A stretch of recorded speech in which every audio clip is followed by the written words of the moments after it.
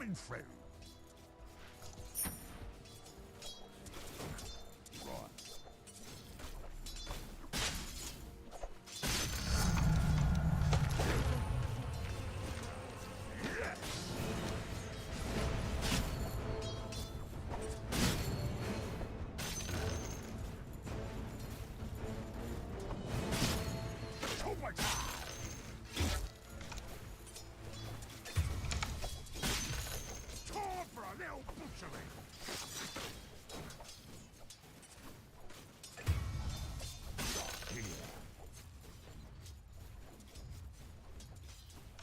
Oops, was that me?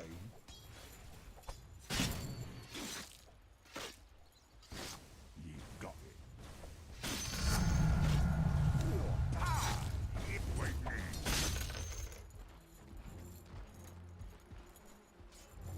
You won't feel a face. I'm under attack. Forward.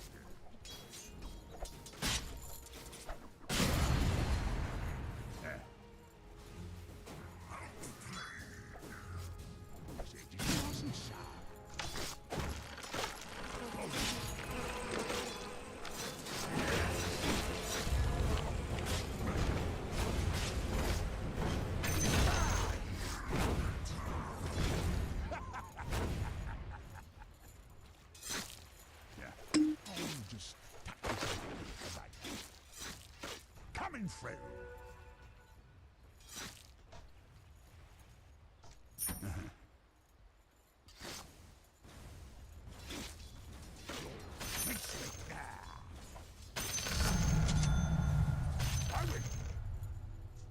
Whatever. Hi.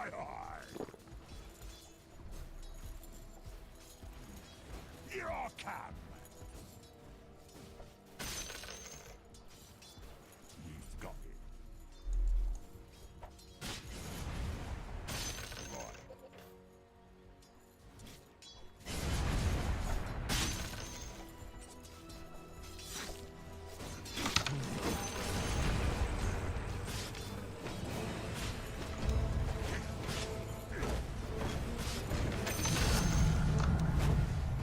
Your bottom tower is under attack. Yes. And now, Your bottom tower is under attack. smell the fresh air. Clear the toppings off. Nice little morsel. Right to it. Bloody creeps.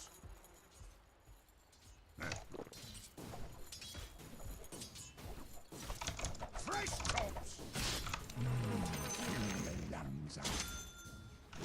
Cut to the chase.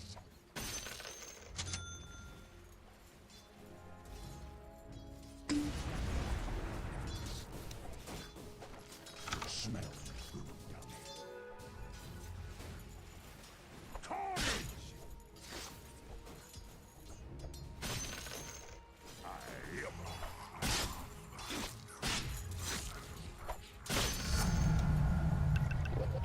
Forward!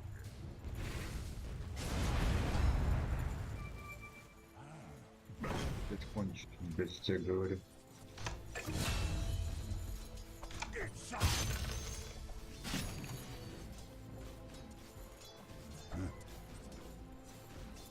Взял просто, нафигел чела, блядь, нахуя ты его фигишь, блядь?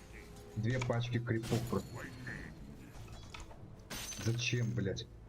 Этот вот надо было делать. Coming through.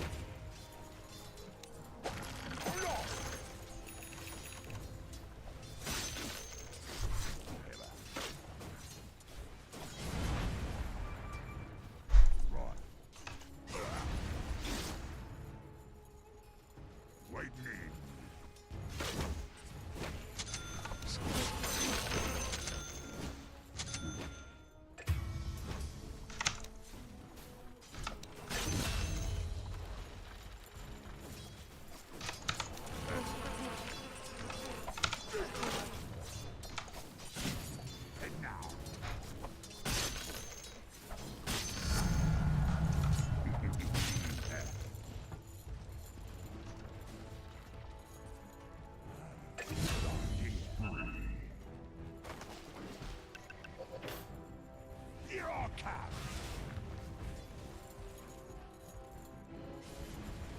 Right to it.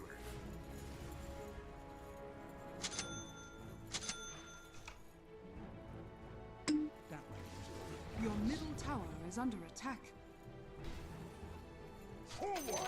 Yabba. Your middle tower is under attack.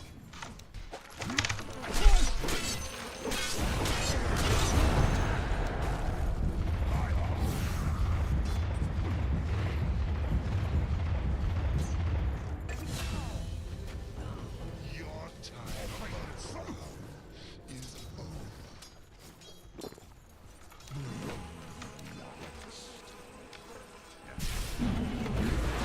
under attack. Yes.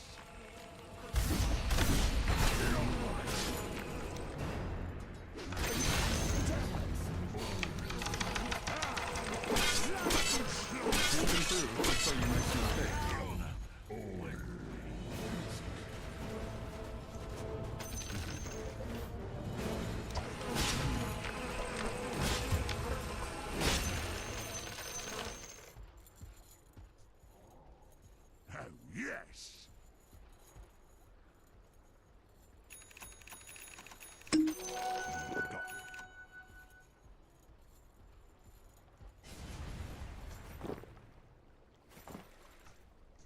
Right to it.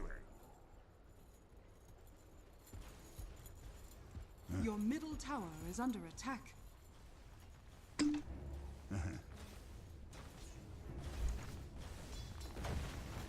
Cut to the chase. Smell the fresh air. Waiting in.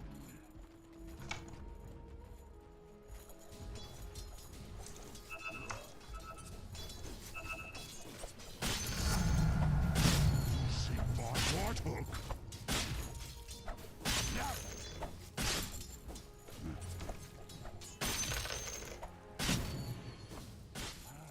Good idea. Your bottom tower is under attack.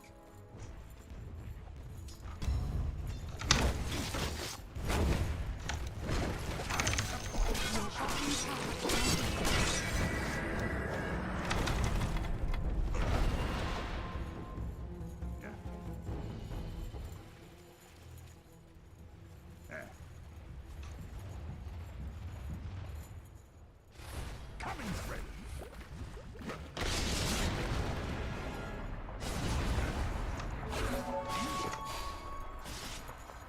You'll rinse me now. You won't feel a pain.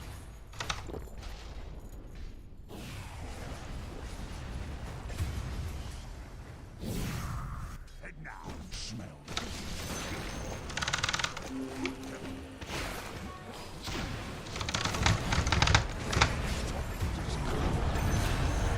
Your middle tower is under attack.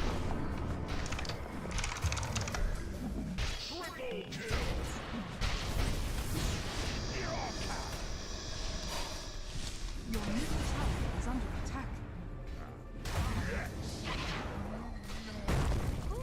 That one must burn. Forward.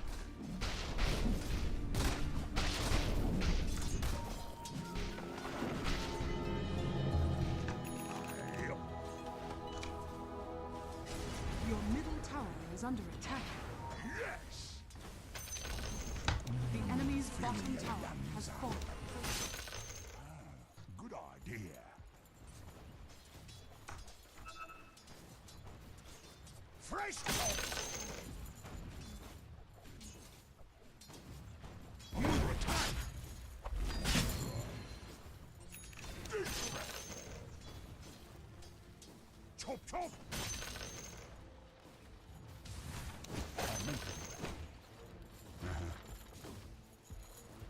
Radiant structures are fortified. And now.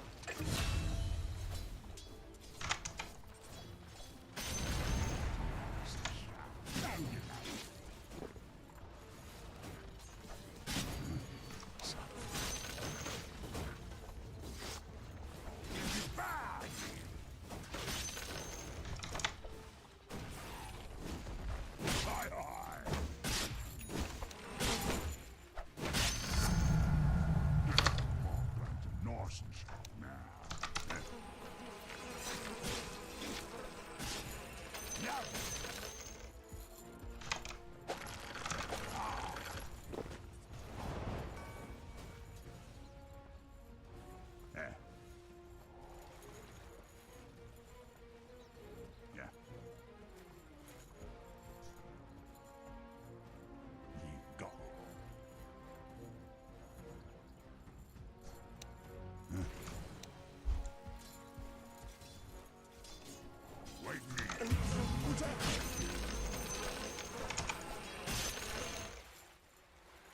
Coming through. Right. Boy, here I come.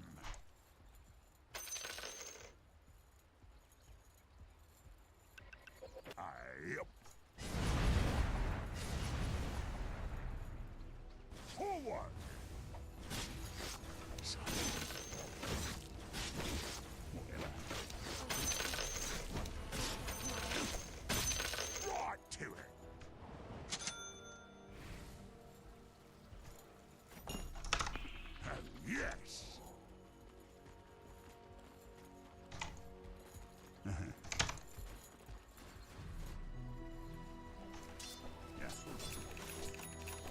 Your bottom tower is under attack.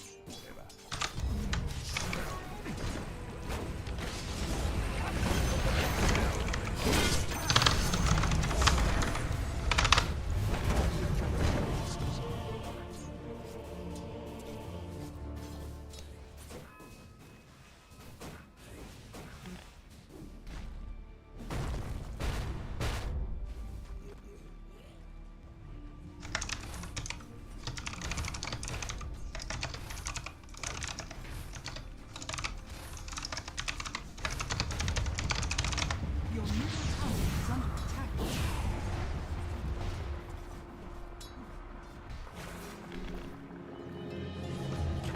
Your middle tower is under attack.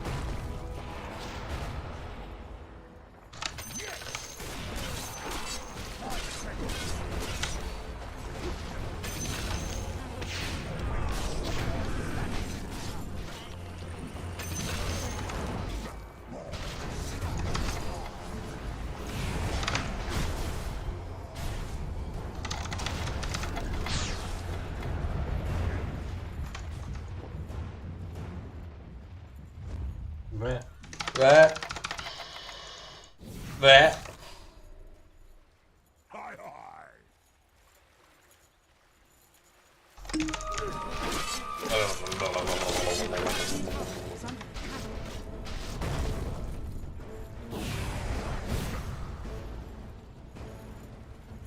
Yes. Bro, did you smoke a joint 10 minutes ago? I smelled it from Voliture gas. Yeah? Yeah. Bro, just don't get exhausted, please, bro. Those joints, it's like different. It's like when you smoke it up, bro. I thought it cannot be you, but Where it's did you smell it? downstairs, bro. I didn't Oh, even enter the building, bro. Forward. Shit, bro. Don't smoke this, please, bro. Go back to the other, bro. It's like too much, bro. You can't shouldn't smoke smell that this shit, daily here, bro. Shit, bro. I'm not even kidding. I thought it has to be some other Talahun, bro. Then I was thinking, well, maybe it's Alexei. It was Shit, literally bro. 10 minutes ago, 15 minutes. No way.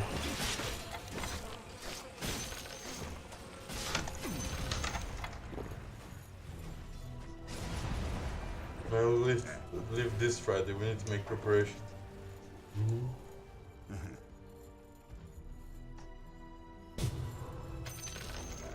The enemy's top tower has fallen.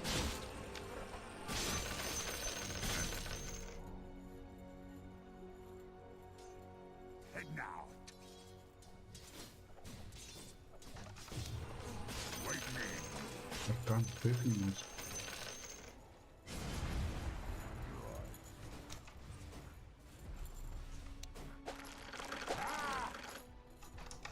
Wait me.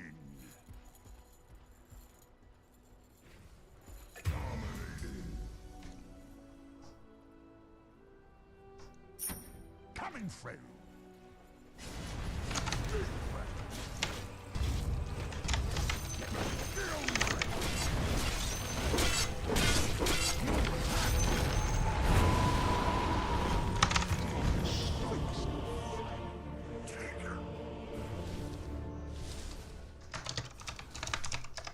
Your top tower is under attack.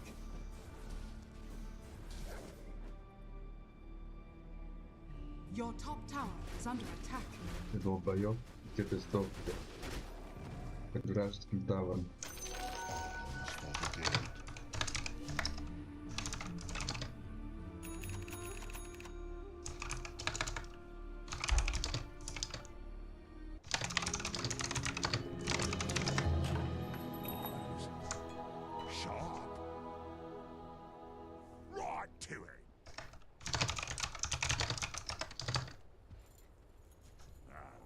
Your bottom tower is under attack.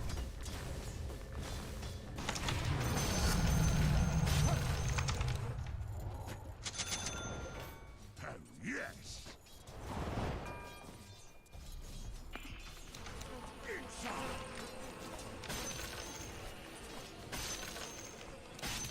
Yep. Aye.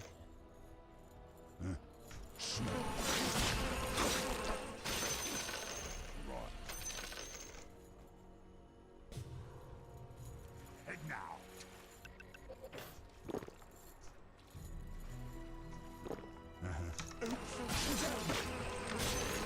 Skin you for that. There. Forward. Haste. Smell fresh. Your bottom tower is under attack. Been nice to me buttons. Whatever.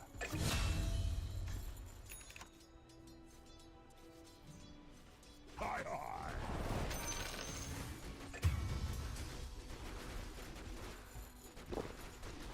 Here I come.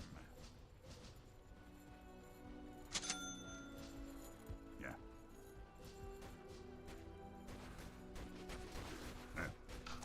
Your middle tower is under attack. Radiant structures are fortified. You got it.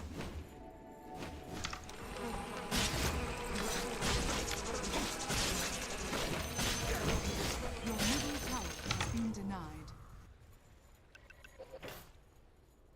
Oh, yes.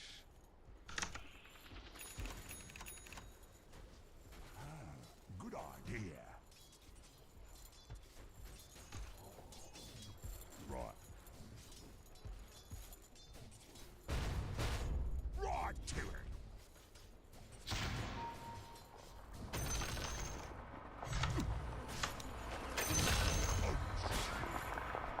Serves you Your right. bottom tower is under attack. Forward. Учится медленно.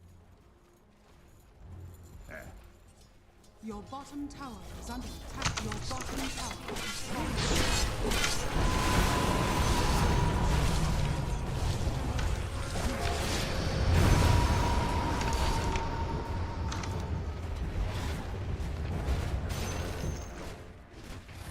Your bottom tower is under attack. The enemy's middle tower has fallen. Oh, just tuck this under here for later.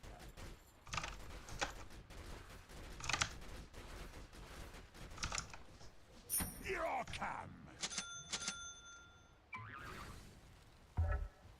Carnage.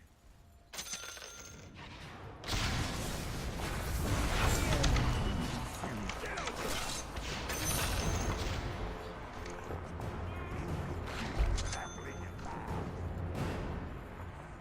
Good idea. Whatever. Ready. Head out.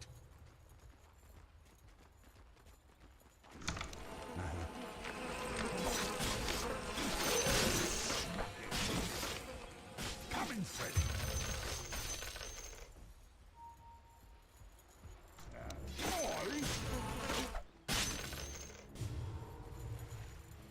Leave this bit for later.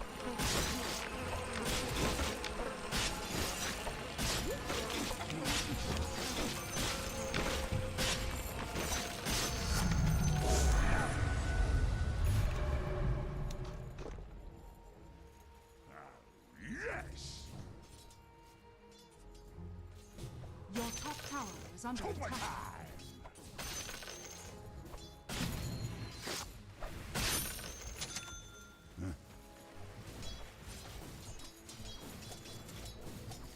It's lever time!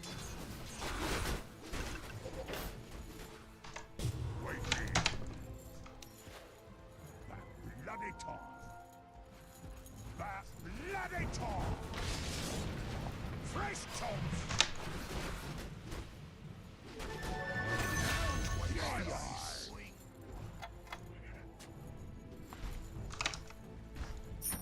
Yes!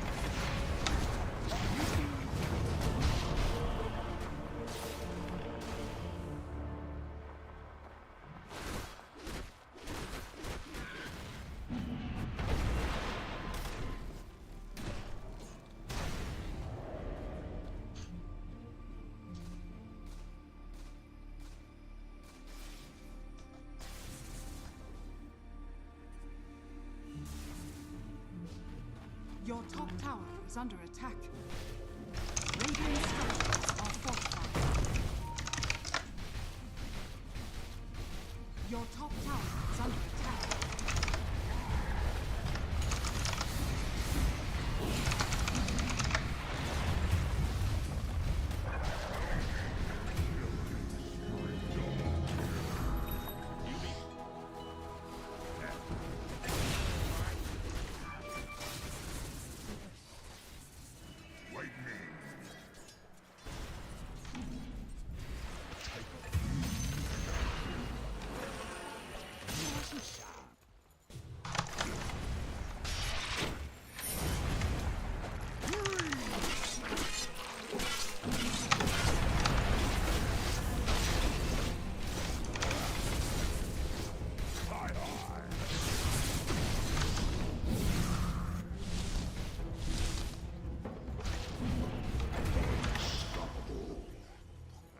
If you get another chance, try to make better use of it.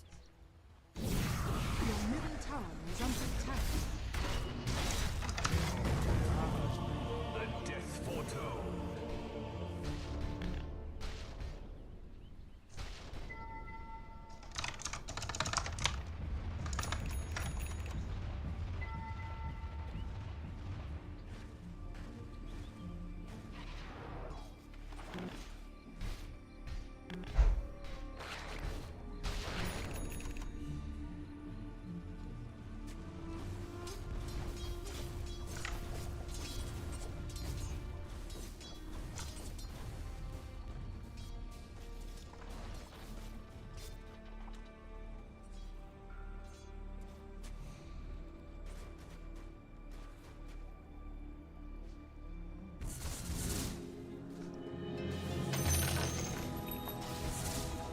Friend.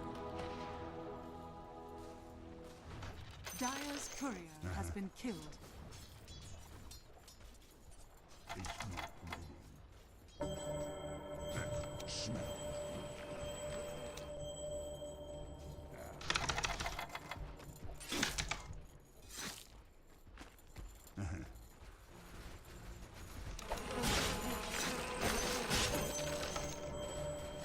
Your Shaman has fallen to the Dire. Your castle. A fat Tom. Getting itchy. Stay frosty. You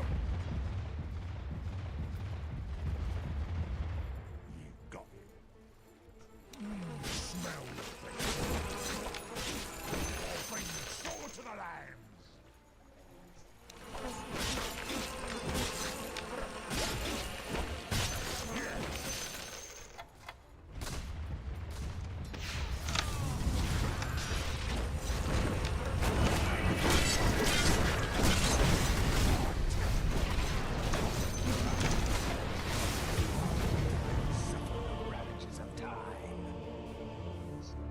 Блять, сколько можно фидить, блять, это просто пиздец. Блядь.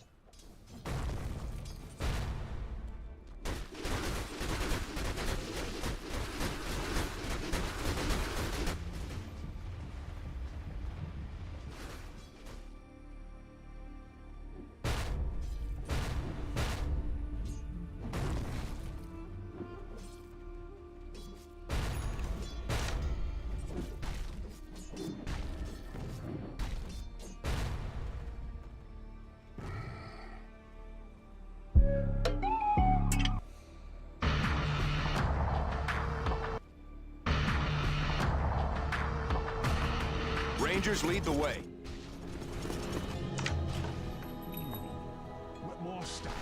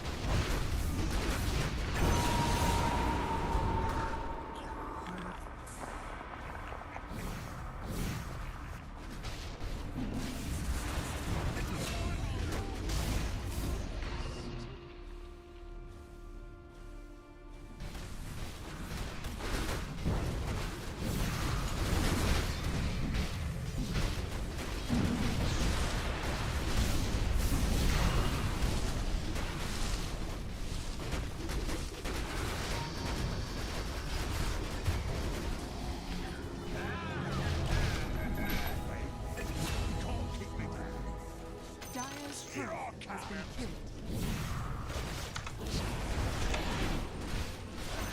Your top tower is under attack. Где сожрать? Ебать вы долбоёбы, блять.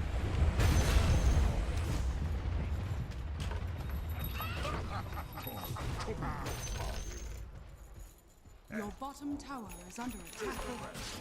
Сука, ни один, блять, кнопку не нажал, блять. Это просто пиздец, блять.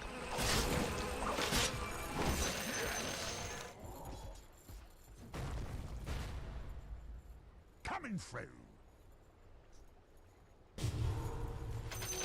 Lovely.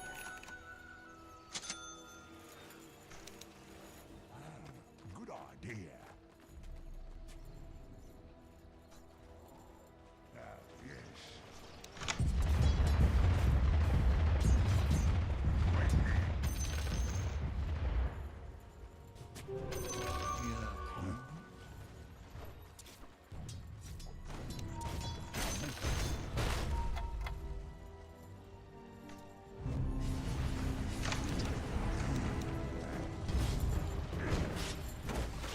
Clear the topic. The enemy's middle tower has fallen.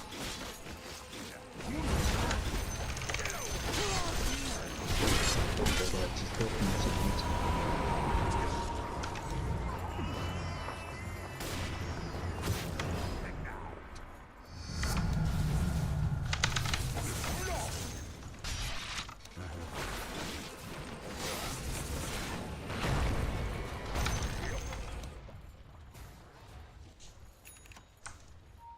Your top tower is under attack.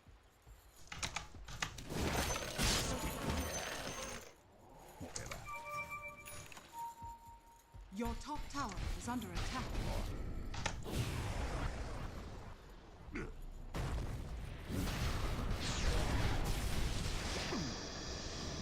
Your top tower is under attack.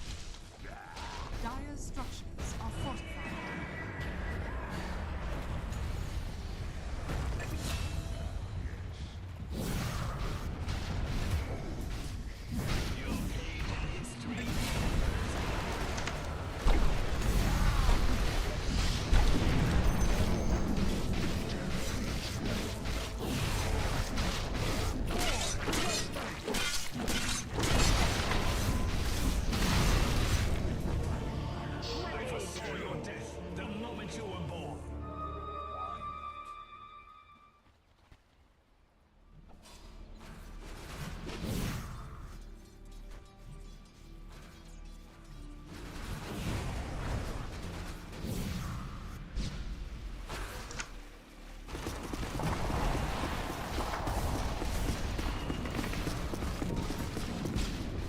Flash out! We've taken the lead.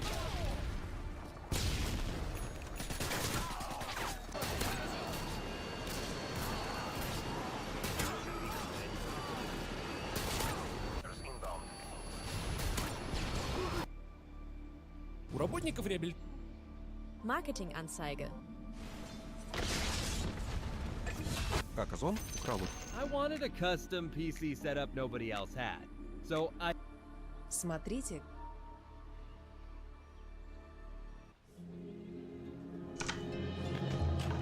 Never happened again. Hey, sir. Sir.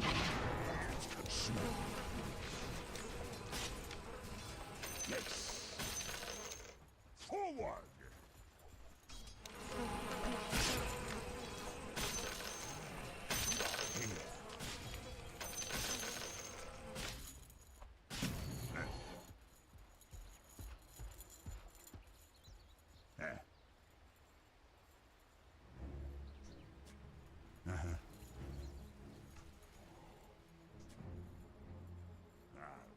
Yes.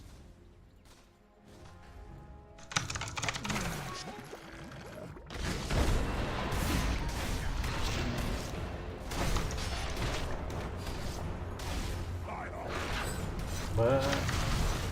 Сука, что, блять, страдить? Double damage.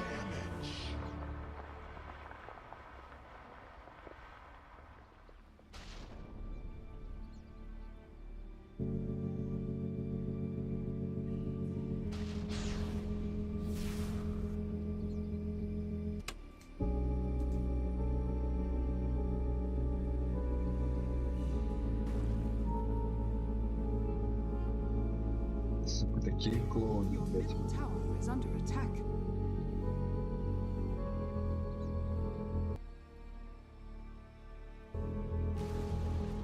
Your middle tower has fallen.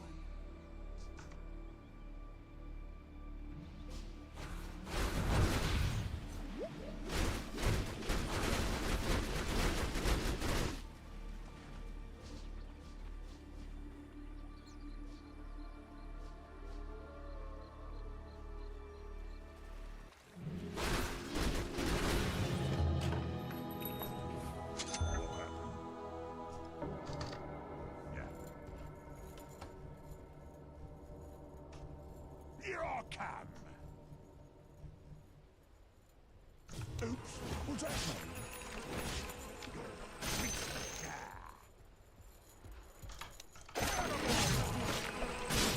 Coming through. Oh, yes.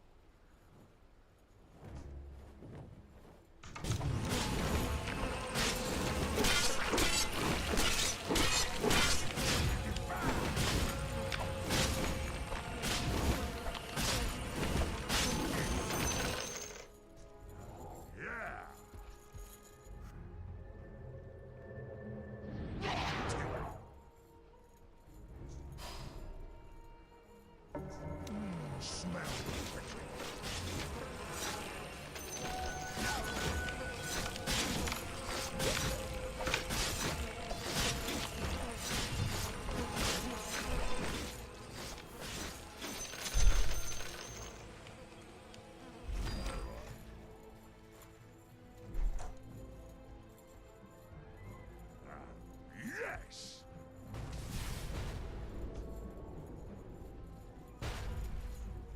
Waiting in.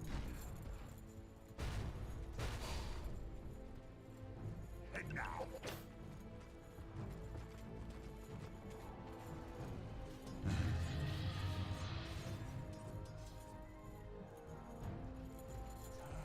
Good idea. Блядь, ГГ.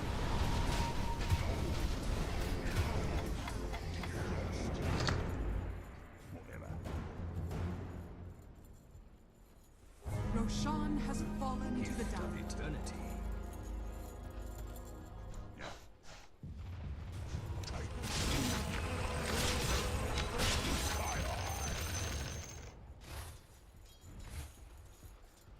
Here I come.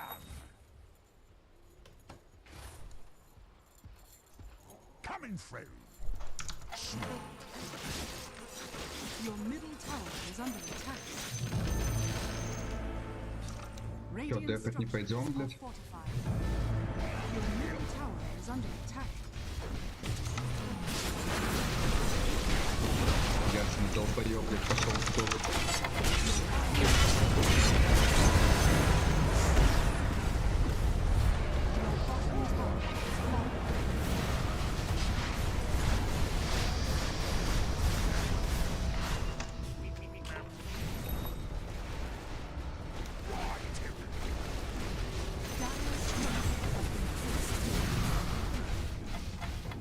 Your middle tower is under attack.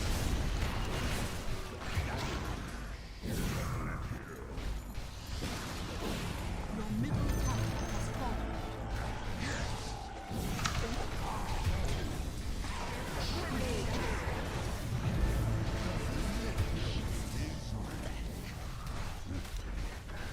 Your middle barracks has fallen. Your middle barracks has fallen. Yes. Your middle tower is under attack.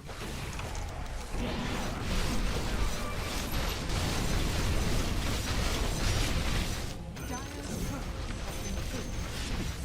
Your middle tower is under attack.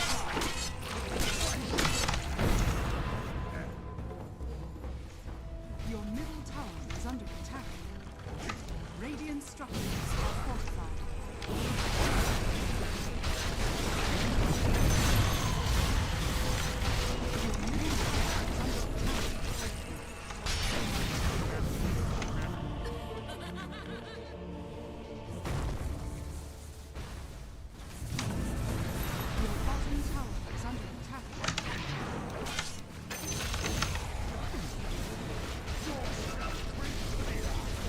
Зачем, блять?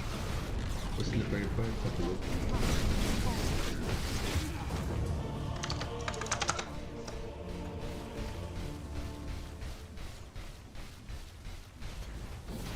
Your bottom barracks has fallen. Your middle tower is under attack. Your middle tower has fallen. Your middle tower has fallen. Can't improve until you make mistakes. Такой японская команда, блять. Dire victory. I've been to hell and back to hell and back.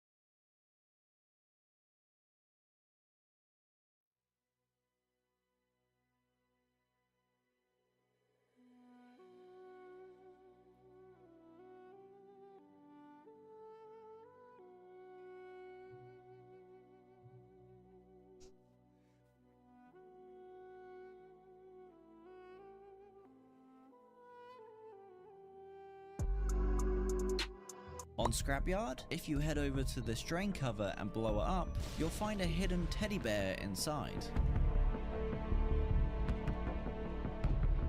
On Scrapyard, if you head over to this drain cover and blow it up, you'll find a hidden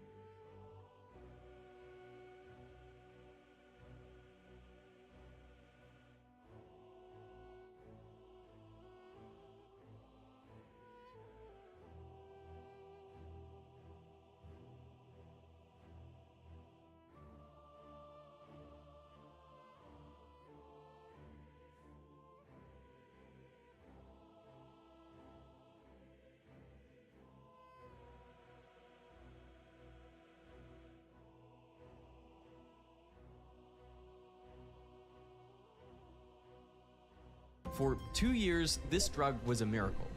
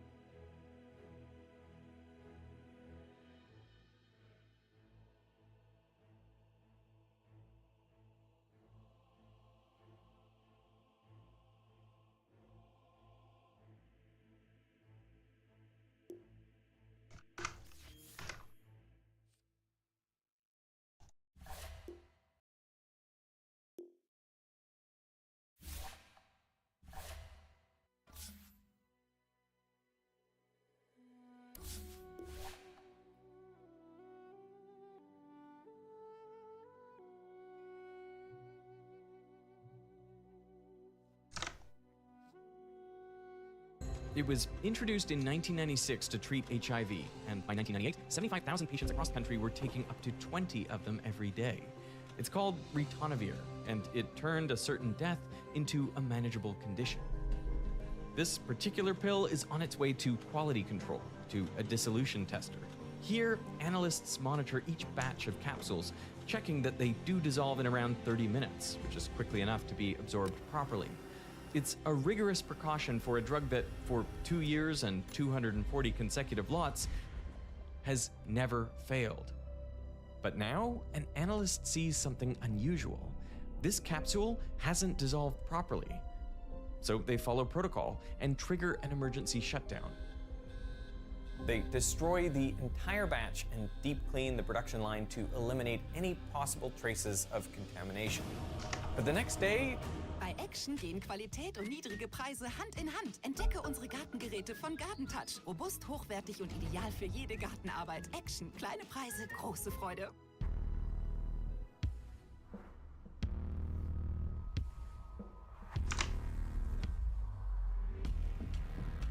at quality control, the same thing happens. On the line, the clear capsules are turning white and cloudy. Technicians at the nearby research and development lab study the paste under a microscope and find they're filled with millions of tiny needles. They're crystals, but no one has seen them before.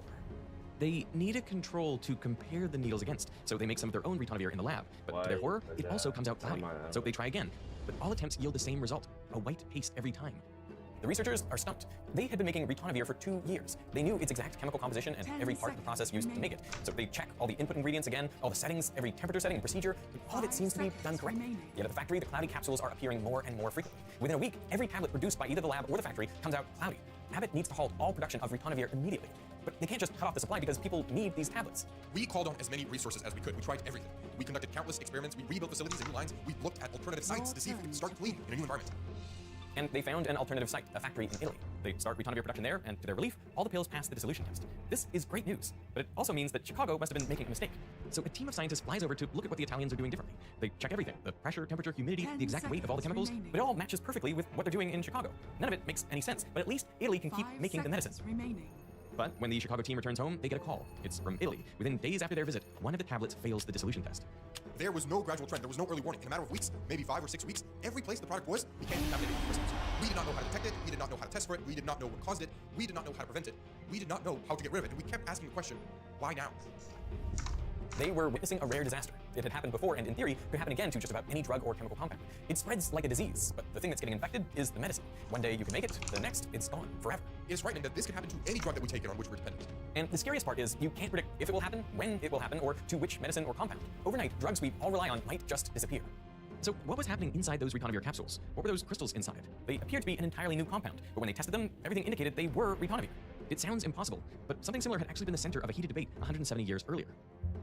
In his Paris laboratory, chemist Justus von Liebig was reading a paper. It was about a newly discovered compound and what elements it was made of. This kind of work was at the cutting edge of chemical research. Research he knew better than almost anyone because he had personally pioneered most of it. This had made him highly respected in his field, but he also had a reputation for being difficult to work with. He was arrogant, hot-tempered, and didn't suffer fools. And the more he read this paper, the more incensed he got, because to him it was clearly written by a fool. Friedrich Wöhler. So we headed over to the lab at Imperial to recreate what Wöhler claims to have discovered. So I've got it here wrapped in foil because it is a bit photosensitive. It's a bit like little rocks in there? Yeah. Beige powder, okay, made of 1 silver, 1 nitrogen, 1 oxygen, and 1 carbon. Exactly. You want to light it up? Yeah, sure. Let's do it. You seem quite excited. I am quite excited. Yeah, not much is happening. Oh, it's melting a little, or it's like, it is getting a little discolored. Yes, it is. I guess the issue was, he said, okay, I found this beige powder, and I know exactly what it's made of. 1 silver, 1 carbon, 1 nitrogen, and 1 oxygen. He publishes this. The paper reaches Liebig, and he's like, there's no way. I've just discovered that compound. And when I tried to put a flame to it, it behaves completely differently. And we've got some of that right here, too. Should we try to burn this? Yeah, I made some fresh this morning. Let's just see how a small amount behaves. So we're going to go with, I don't know, maybe a few milligrams. I've left it a bit moist. When it's in its moist state, oh my god, it's very sensitive. I'm sorry about that. Crazy. And that was just a small amount. Oh my god, my ears, what? I was not ready for that. Yeah, I wasn't ready for that either. Yeah. I made it moist so that it's less likely to self-detonate, but clearly, I was wrong.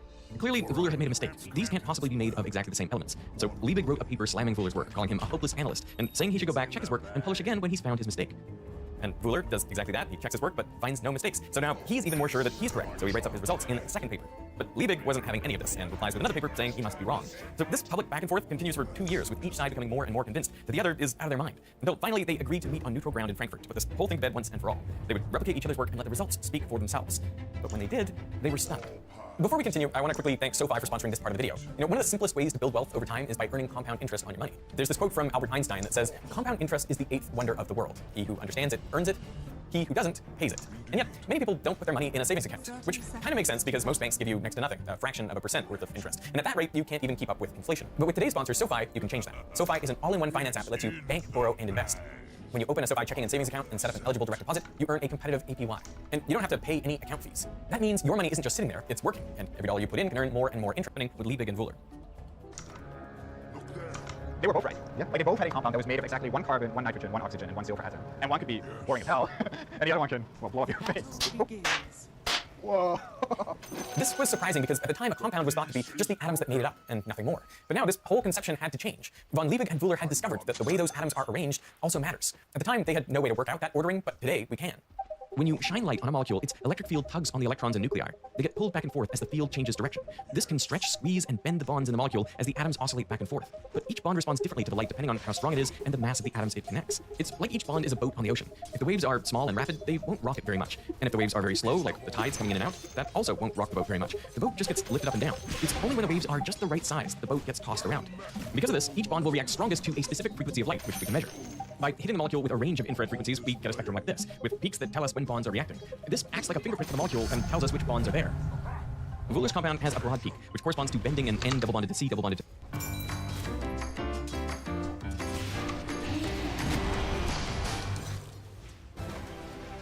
In Cyprus, adventure is never far. A place where the world slows down and wonder begins. All just a short ride away. Cyprus. Short distances, endless journeys.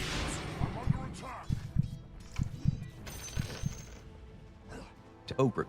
The Liebig's compound, on the other hand, has a spectrum that looks like this, with these two prominent peaks, one at high frequency and one at low frequency. These correspond to stretching a double bond between a carbon and a nitrogen, and a single bond between a nitrogen and an oxygen. We now know that Wöhler's compound was silver cyaning, and it looks like this. The carbon, nitrogen, and oxygen are joined with those two strong double bonds, which is why it's so stable. In contrast, Liebig's compound, silver fulminate, looks like this. The silver is bonded to the carbon instead, so the other elements are arranged this way. The bond between the carbon and nitrogen is a triple bond, but the oxygen and nitrogen are very weakly connected. This single bond is very easy to break, and once it does, the atoms can rearrange into much more stable gases, which is why it's so explosive. They had discovered isomers, that it's not just the atoms in a molecule that dictate how it behaves, but its bonds as well.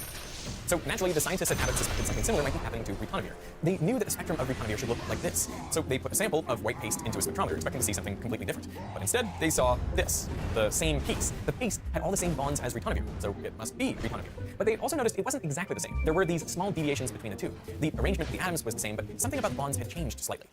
Well, it turns out there's another way to change the properties. And I can show you how with probably the most delicious demo of all ever.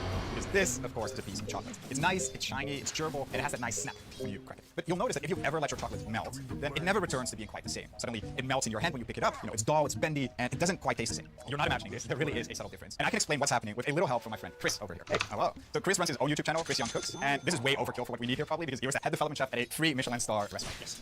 We've got some nice, shiny chocolate here, but look what happens when we turn up the heat. Ah, yeah.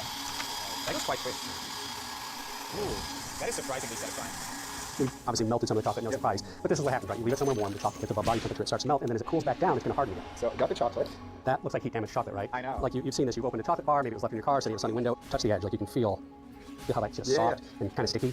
Immediately. Compare it to a nicely tempered piece of chocolate. You can pick it up with your bare hands. It will eventually melt in your hand, but much more slowly. Now, if this ever accidentally happens to you, we'll show you how to get it back to the nice and shiny form. But what's interesting here is that we didn't change any of the ingredients, and yet the properties changed completely.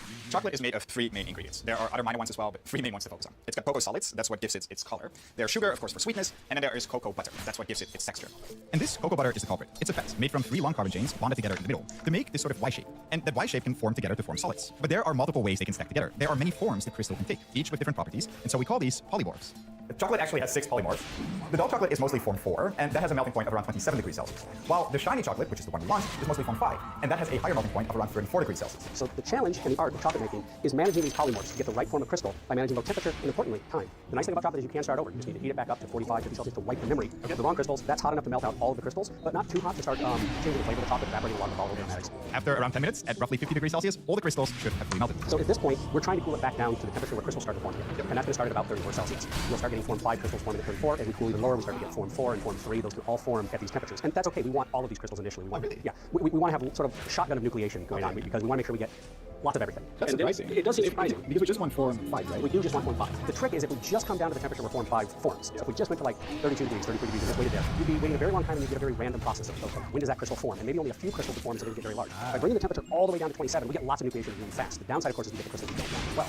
But we get lots of form 5 and we get lots of small form 5. Yeah. So once we have that starting to form, we can select for the ones we want just by raising the temperature back out and melting the form 3 and form 5, leaving us with only form 5, but importantly, lots of form 5. Right.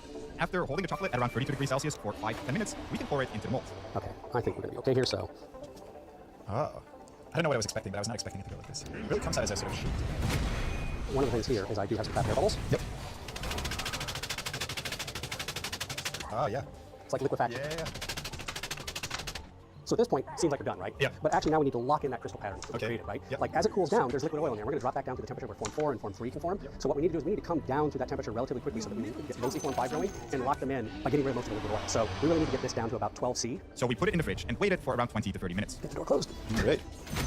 If we did this correctly, it should be mostly form 5, which means all the molecules should have stacked tightly together, resulting in a shiny and snappy ball. Oh. Ooh, that was satisfying. They're just barely hanging on. Wow.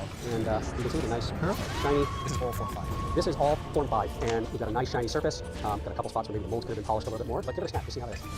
Ooh, it's a very good snap. Yeah, that's a nice. It's very sturdy. That's a good chocolate bar. That is how you can temper a chocolate bar. Amazing. But the stacking of the molecules in the crystals also changes something else. Since each molecule is surrounded by other molecules, it changes how the bonds inside can move. This is what the scientists at Abbott had seen in the spectrum. The needles they had seen under the microscope were a new polymorph of ritonavir, and a more stable one at that. Form 1 crystals look like this instead. Now, at first, this might seem like good news. It was still ritonavir, even if it looked a bit different. It's just like how dull chocolate, even if it's not quite as nice, is still chocolate. But the problem was this new polymorph was far too stable. Ritonavir Form 2 is substantially more stable than Form 1. And the way we know it's more stable is because it's less soluble. But if that crystal structure happens to be much more stable, then it won't dissolve properly, and then it's a bit like you haven't taken the drug at all. Sonntag beginnt mit und Familientag mit. Muttertag beginnt mit einem großen B. Ab Kinderwunsch. Nimm Femibion 0 mit Folsäure Plus für die gesunde Entwicklung eures Babys. But with chocolate, we could change which polymorph we have. We just had to heat it up to switch it from shiny to dull, and then by cooling it down again in a specific way, we could get back to shiny. So you might expect that Abbott could just do something similar with ritonavir, and they tried. But the problem was that no amount of heating or cooling could turn Form 2 back into Form 1. They were stuck. We can see what's happening by taking a look at this here. See, each polymorph has different energy levels, and in the case of chocolate, that looks something like this, where Form 4 has a higher energy level and Form 5 a lower one, and they're separated with this sort of hill in between. Now, after heating up the chocolate bar, we were mostly left with Form 4. So let's drop this little ball in there, and then you'll see it will slowly settle down into that valley. But not to the more stable Form 5, and that's because there's this little hill in there. So now imagine adding some heat to this. It's like giving the ball a little bit of a kick, and you can see that the ball will suddenly start to move around. And if I give it enough of a kick, it will roll down into Form 5. And now it's stuck there. Now you could keep adding more heat, and you could get it back over the hill, back to Form 4, but then you would just end up with a mass of both forms. Because whenever you start cooling it down again, the ball could just randomly settle in one of the two valleys. So that's what happened when we melted the chocolate uncontrollably. We just got a mixture of these two forms. But with ritonavir, the situation is a little different. The hill between the two forms is now much taller. But the Form 2 valley is also much deeper. So once the ball does get down there, it's basically impossible to get it back out of there. Which is why, no matter what the scientists had tried, they couldn't get back to Form 1. But this still doesn't explain why Form 2 was suddenly everywhere. Nothing had changed in their procedures. The barrier between the two forms should still be there, so it shouldn't have been possible to make this much Form 2 at all. And yet, 300 years earlier, legends of such a transformation spread across Northern Europe. It was a bitter winter morning, and it had been like this for months. The organist was on his way to the cathedral. The cold had been messing with the organ pipes. It's gone out of tune again. But that wasn't what the congregation thought. There were stories of other organs getting sick with warts or leprosy eating away at the pipes. Some thought it was the devil attacking the organ to punish an unfaithful flock. It was even said that when it was very quiet, you could hear these organs screaming and groaning in pain from the lesions. Nonsense, of course. It was just the metal contracting and expanding. Except these pipes weren't just contracting. They were cracked, and others are indeed covered in what looks like these lesions. Black growths all over the organ. Now, originally when this happened, people thought that this was the work of Satan. Of course, that's not what was going on, and we can explain what actually happened. So we've got some normal tin right here, which is what those organ pipes were made out of, and it looks silver, it feels pretty strong, and it's sort of the form we're used to. Exactly. But here we have a slightly different form of tin. You can look at it. It's a bit more gray, it's a bit more crumbly, and at room temperature, normally the silvery tin is sort of more stable. But if you cool tin down to like below 13 degrees Celsius, and ideally way cooler, then it can transform into this new kind of gray tin. And we're going to see what happens when we put it on top of the silver tin.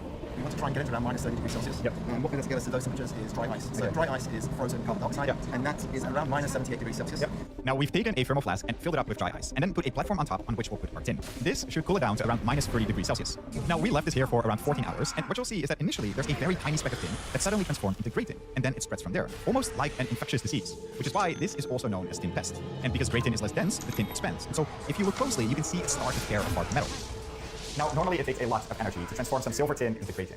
But once you get a tiny bit of gray tin, something strange happens. Because now it acts as this nucleation site that other tin can attach to, and it effectively brings that hill way down. It lowers the activation. So now it becomes very easy to switch from silver tin to gray tin, and so it starts to spread. It starts to take over. And the same thing was happening to those organ pipes. Once you got a lesion on one of those pipes, well, then it would grow and spread everywhere. Little flakes would come off the pipes and seed all the others, and it would spread.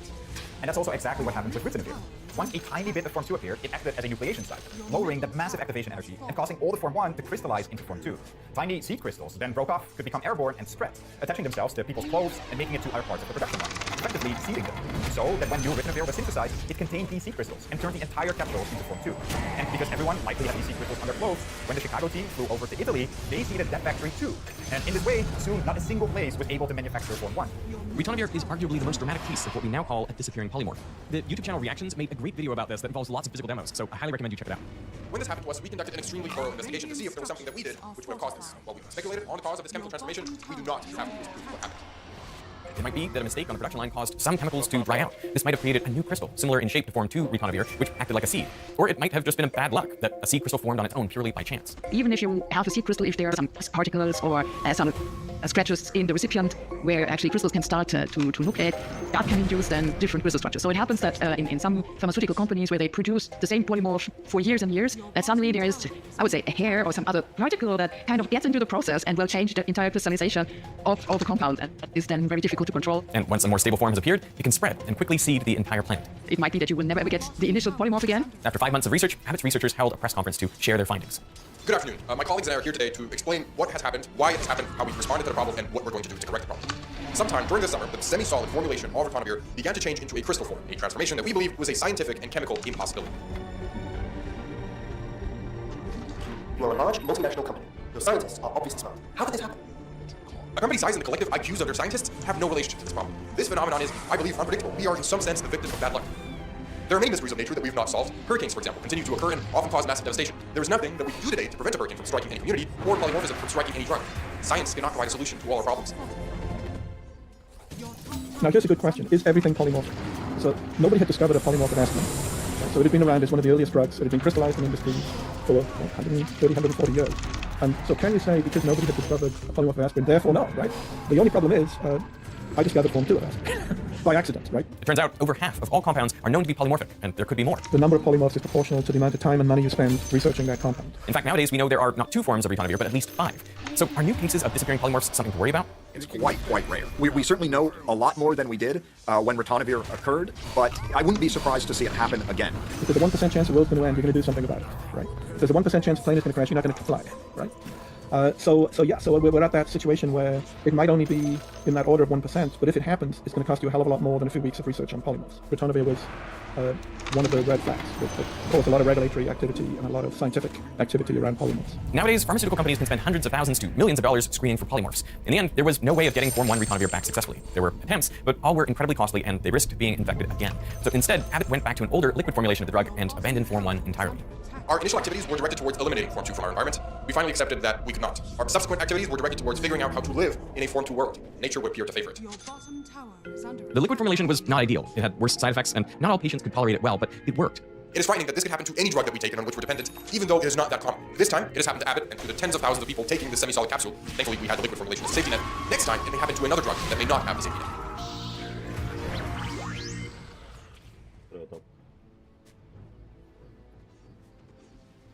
Genieße das besondere Erlebnis, deinen eigenen 3D-Drucker zusammenzubauen. Baue das Core One Plus Kit zusammen und lerne es in- und auswendig kennen. Es beginnt mit einer einzigen Schraube und der Neugier, wie Dinge funktionieren. Und jeder kann ihn bauen. Es ist kinderleicht. So einfach, dass jeder damit starten kann und leistungsstark genug für jede Art von Projekt.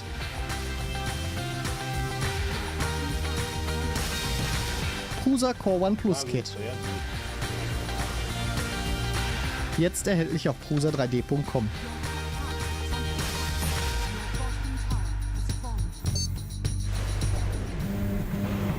Du kannst deine Augenbrauen super voll wirken lassen und das von zu Hause aus. Ich werde dir heute zeigen, wie du ein Brow-Styling und Brow-Lifting ganz alleine daheim machen kannst.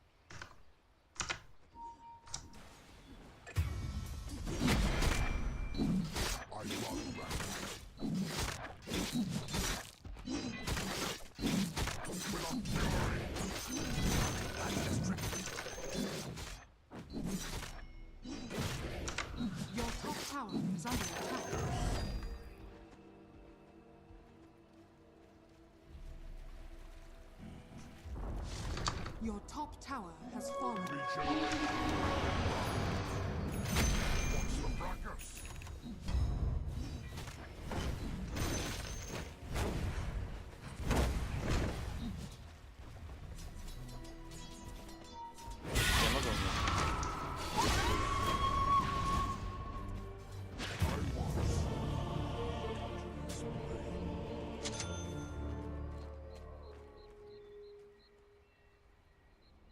Это крип ебаный на КП, его надо ебать, норчить собирать.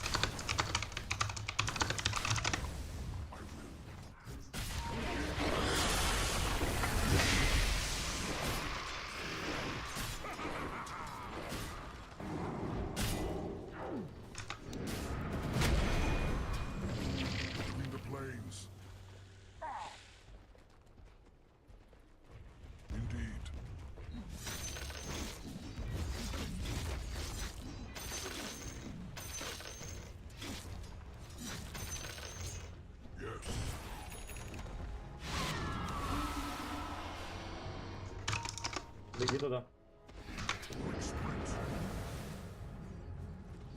На развороте.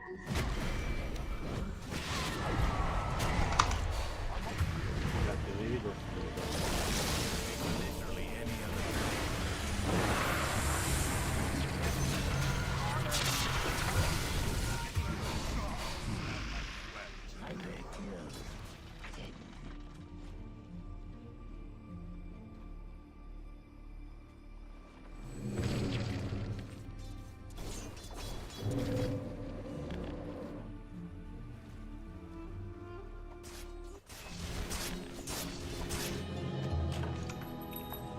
Your bottom tower is under attack.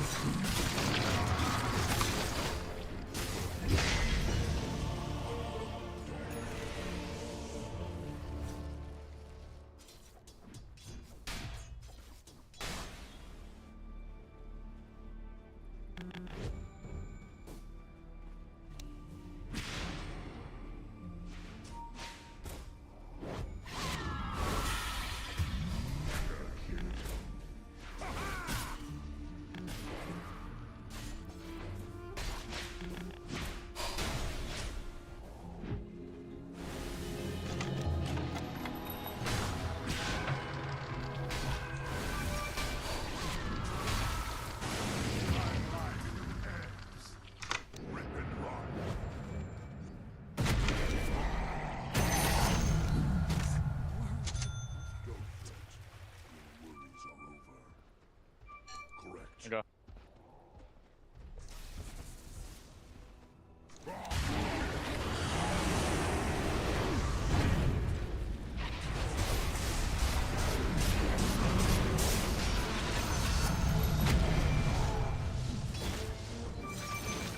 Go, go, go.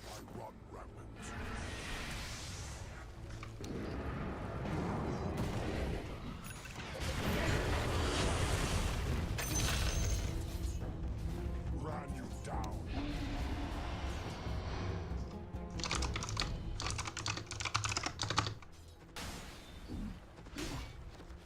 The beast of all worlds. Upon this plane.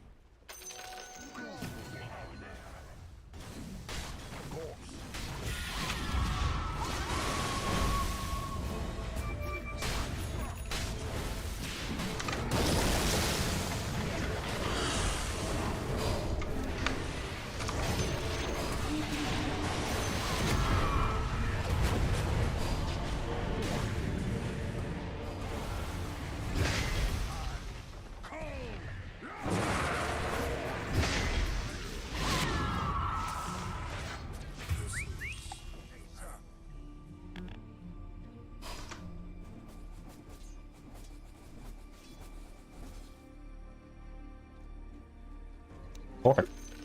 Так, оставить мне ценку? Да, оставить. Мы еще и пьем, он тут и пьет. А что-то дошли, ребята, там... Короче, я Кинга апнул маланчик за 11 игр. Надо Квину будет потом купить. Я еще карту сыграем. Хотя зрители есть еще, не поиграть. Your middle tower is under attack. Рендер было. Шаман сильный. Звездочка есть. Шамана все равно может побить. Ну и с шаманами можно всяко разно. Распределимся. Команда, да. Ролл я так повышаю. Что продам?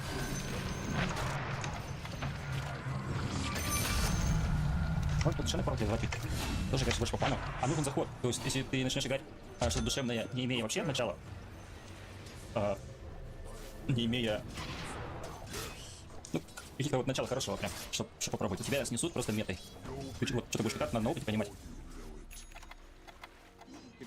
Так, что за агрессия? Спасибо за классный стрим. Спасибо за стрим, Самоток, спасибо за поддержку. Так, давайте без агрессии, правда. Что там началось у вас? Катаемся по фану. Your bottom tower is under attack. Так, мы забираемся. Что за агрессия, реально? Так. Так, снайпер, 10 раунд, снайпер что дает? Наверное, нет. Наверное, нет, так стану. Не, собирать полночку без ваза не нужно. Да-да-да, вот если я пойму, что-то можно что-то интересное сделать. Просто для каждого может быть интересное. Он что-то насмотрелся там где-то, как-то наигрался. Одно для кого-то другое. Редкость там момента для кого-то, ну. Вот кто это будет определять. Так, мангусики там могут быть. Я их постить не буду, мангусы. Просто сижу, меха футаю. Дублон не особо, мне дублон не нравится, когда кто-то еще малефики берет, они потом тебе вернут. Если дублон берешь, ты обязан всем по 20 хп, ну, там около того наносить. Типа это балайку ставить, там лоников, бестов, и потом еще как свапаться очень много действий. Ну, он требует затраты, короче. Смотреть за всеми надо, вселяться. Я... Так, сыграю. Причем мне не пуха так, да, слишком играл. Дублон слишком такой. Авантюра, что ли, когда дублон всегда. Политики контрят дублон. Тут же марш умеет там догонять, после 15-го шмота вперед, уже может стрелять. Четко понимать. То есть дублон, когда ты видишь, что ты марш, что нет, прям четко на 15-го тебя прям попадает. Можно взять. Сейчас тоже будет дальше. Так, я просто панду стал. Вроде как мне легко играется. Играю манго возьму. Ну, сейчас я 15-м возьму дублон, кстати.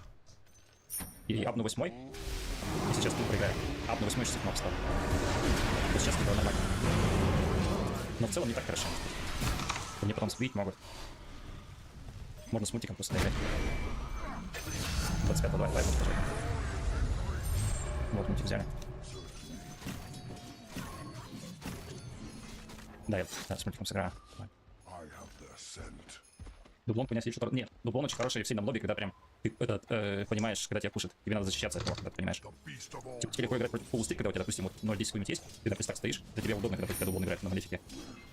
Но бывают ситуации, где ты там репку пикнул, сидишь, тебе дублон на 15 раунд заходит каждый раз. Таких мест по лобби, тогда тяжело играть. О. Пусть давай, может, как он дадут. Шаманов что сделал? Так, он что?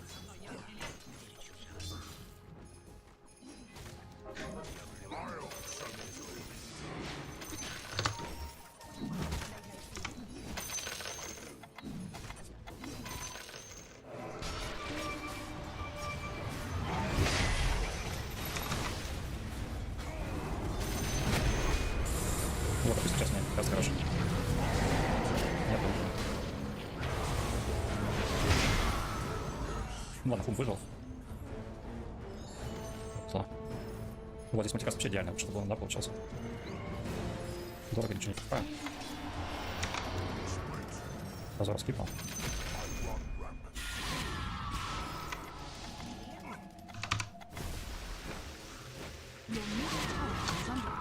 Разор скипнул плохо. У драконов пока непонятно, сколько игра там идет. Если пытаюсь поменять фигурку, если получится.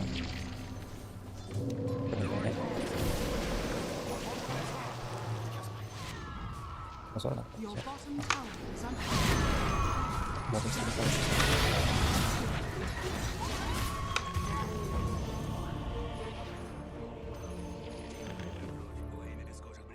Я пешком бегу, парень. Не играть.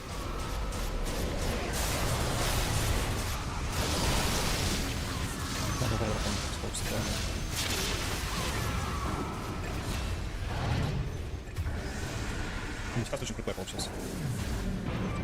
Парни, есть что-то? Да, еще и выбрали. Охренеть.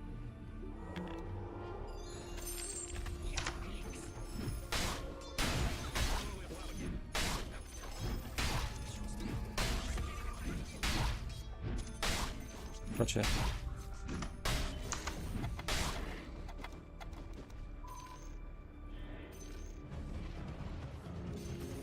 Ну, осталось. Что на остались, то осталось. Нипа можно взять, если арт есть. Пока не буду брать. Арт будет, возьму. Феникса не зашел, ну да, экономика пускай. Пускай экономика посидит.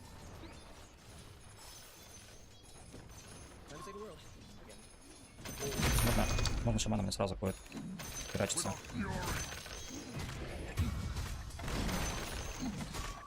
Ты Фениксов, но у меня другая игра, тут что Феникс-то? Феникс хорошо, но не настолько, чтобы я только им играл. Хочу зацепиться за двоечек, зацепиться просто с Феникс. Феникса потом будет дорого.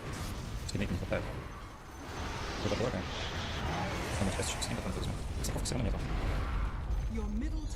О. Спокойно. Все пока хватит.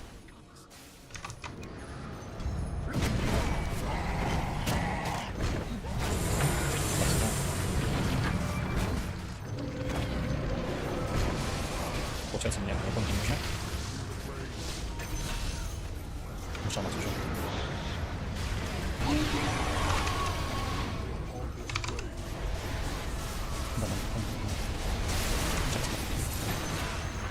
Этот мультикальный намного не дублон оказался. Я очень много просто сохранил. В этом плане очень. Это получилось. А тут еще шаг есть. Ну, потом будем брать. О, можно через эту пусть старт сыграть, я доживу. Можно манго взять. Но мне больше нравится, что вам показать после старта. Проиграл, вообще не страшно. Все законку можно цепляться. Типа манго мы и так знаем, что она работает. А, вот этот звезда, она крутая. Она обузная. Я вообще не представляю, насколько она обузная. А насколько я уже все вижу. Да. И спасибо, найдем все. Что шам уже. Время. Андеды, драконы. Кстати, через звезду, да? Нет. Звезду с собой пока никто не взял. Эти там переделать надо. Мне звезда нравится здесь. Я просто после 25-го, когда 10-й апнут, беру звезду и доигрываю. Очень удачно получилось, что мотик сохранили. Даже круто, да. Попадет не хочешь, я мне и попадет шаман могут быть, не сильно. Сейчас покажу, как это делать будет. И кобальт, и шаман могут быть. Этот первый звук ровно был, если говорят, не работает, я уже тоже так играл. И всех лек нашел, друг, просто порог не я нашел. И выкер тоже не я. Я арка нашел, гира и лешика. Держу вкусный скачек. И вкусный. И шант какой, да, мы сыграем так. Ну как-нибудь так, там или трёх шант можно. Феникс слабый. А мы умерли. Да. Так, беру охранение. Беру этот вверх. Беру права. Не прокает. Не прокает, не прокает, ладно. Смотрю, кем могу пожертвовать. Го-го-го-го-го. У меня в комнате была шмотка, может быть, это шмотка меня. А, клап еще больше раз подать. Кто знает. Да-да-да, сливер, все, я забрал. Все, забрал. О, арканы тоже сильно. Вот там был дня. Папка будет играть? Ну, в трёх кобальтах я посмотрю, в наше время она может сыграть. Сейчас надо легко собираться с перком, тут не надо упороться. Да, у меня вот 16 голды я пустую. Трачу. Ставлю это. Ставлю вот это. Так. Так, ставлю. Вот я могу дать. Я сейчас ролик нажимаю ролик. Я вот здесь. Это достаточно, не слабится. Играем. Шанс. Пока что ничего не пробовала. Пока что 10% не было. Шансы уже были. Может даже 3 мипа собрать под 3 лиги. Трёх больдов. Сейчас глянем. Больше один шанс нужен, это разор. Ваша надо взять. Вот прока нету. Вот прока нету, но я все равно его сыграю. Вот прока нету. Вот видите, тоже проект можно собрать. Вот мипа есть.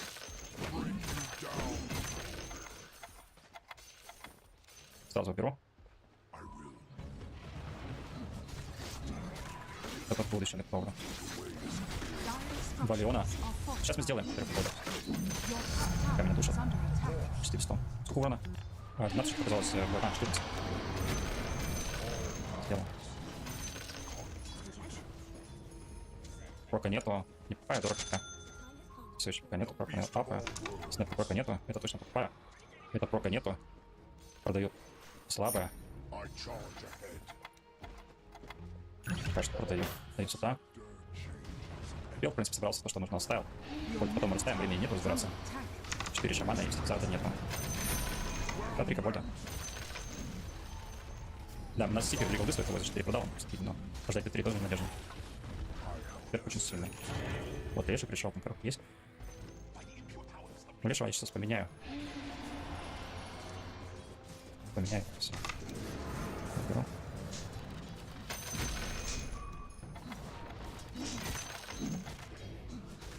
Так, теперь очень сильно. Вот сейчас 3 шамана, типа Вольда, Варлоки.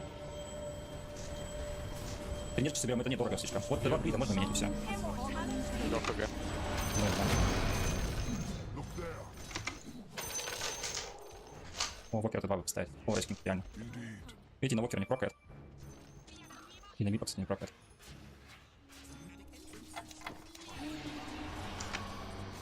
Вот там.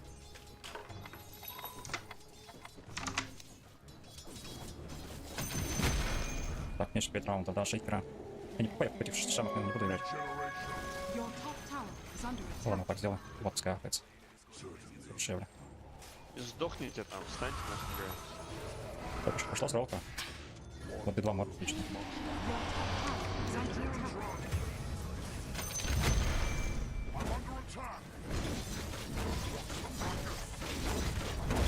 Вроде все успевал. Ну, Гира дорогой, ладно, теперь вот и не играю. Ладно, все сейчас. Вроде все хорошо.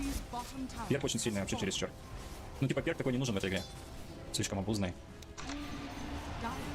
25 минут тоже дошло. Что, мы набузили? Так у нас еще все впереди, у нас самого много. Я просто не прокнул, нет, что? Перк очень обузный. Лучше коробок, как минимум. Вот ты появился, мы появился, кстати, что впереди. Вот это что теперь, это как?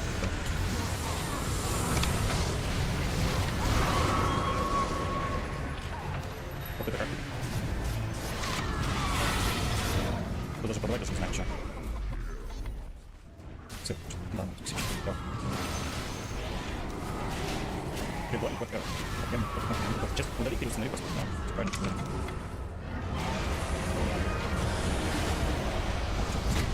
много смотки хорошие, я не собрал.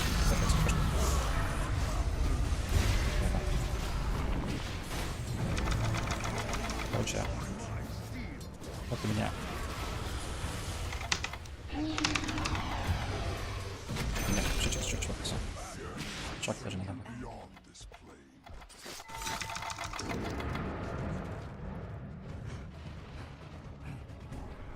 Да. Специальный инвокер собрала языка контейт. О, это сам по-любому. Что следующий раунд делаем? Весь пол берем. И дорали вам. И меньше марш надо взять. Это апа. Это убираем, надо подать. Будем еще, а вот не знаю, вот надо вам. Я марш возьму. Марш успею взять. А, я думал, что 35, ну ладно, все. Может, еще шутка дала мне.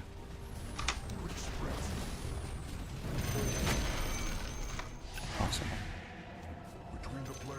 Ладно, разорваться чуть-чуть, мне просто проекты забираем. Что-нибудь пофармить.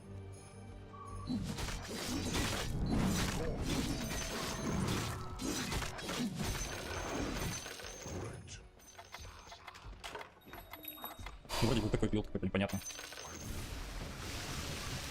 Или ценит, кто вылетает в дорогу, снизу, проезд, С. Реально. Согласен. Вот. Ну вот, допустим, старт переиграть часто меня видел, легкий. Легкий перелет.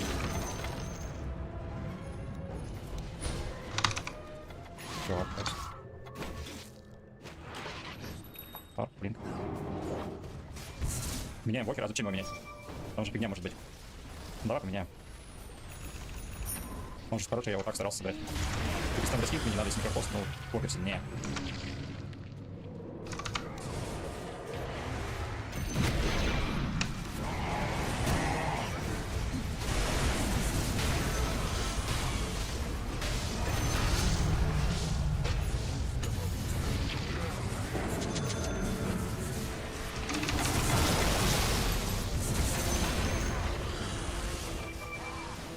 Your middle tower is under attack. Dire structures are fortified.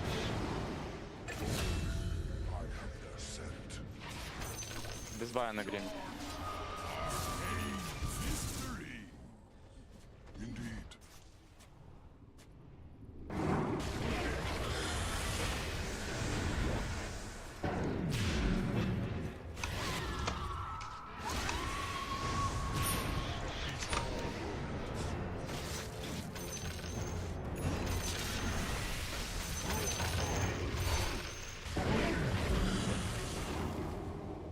Upon this plane,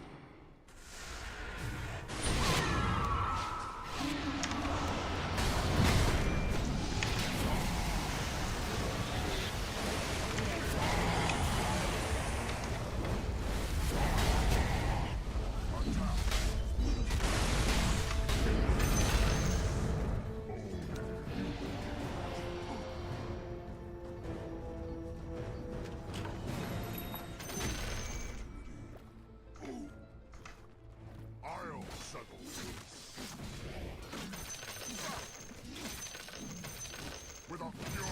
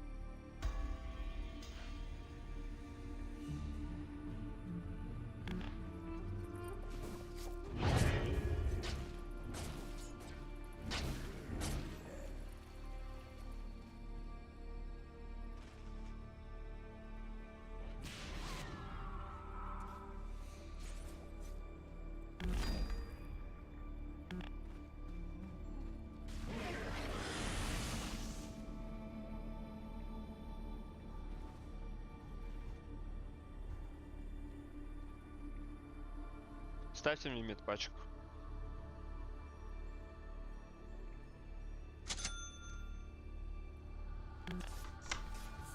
Спектра, ну ради тебя спектра, ну давай. Потому что ты бессильный, что я это. Сейчас поиграешь. Ну, меняем, получается, сидим.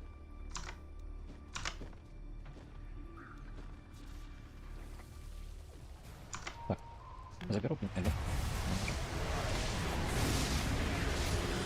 Ну, что, перебираю. Там хирурга, получается, с студентом. Уманов не пиздят, потянули сильные. Лимов надо будет делать, что еще. Не расслабляться. Играть еще, поверей. Продолжается. Я не хочу его менять. Так. Или хочу, да, ладно, решили, да, меня. А кем, вот, допустим, правильно сыграть? Правильно, прям очень правильно. Текст собрать хочет. Можно, ну, это понятно, но тут убирать долго. Сейчас этих кобольдов уберу просто и все. И кобольды здесь не нужны в этой игре. Они хуже делают. Думал, справа. Что это?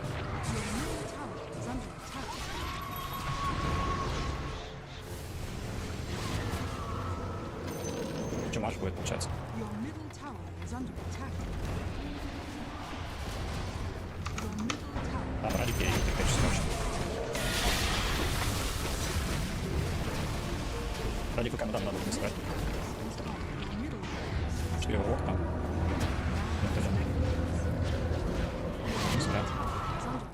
Your middle tower has fallen. Так. Ради перейти его. Your ancient is under attack. Может, блинк пригодится. Шаг пригодится. Давай, шаг. Отсюда взять. Отсюда такая.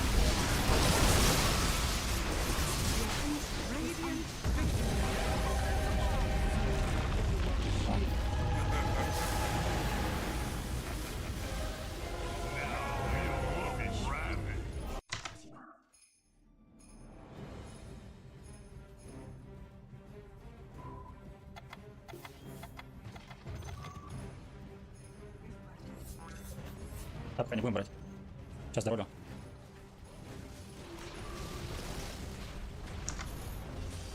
А, мне дублон тем более еще.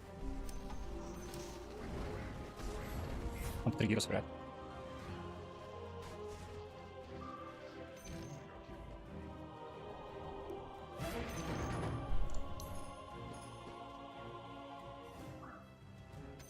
Там 3 то есть не классно лучше брать, да, вообще. Инсталл. Да, Хекс я взял тоже.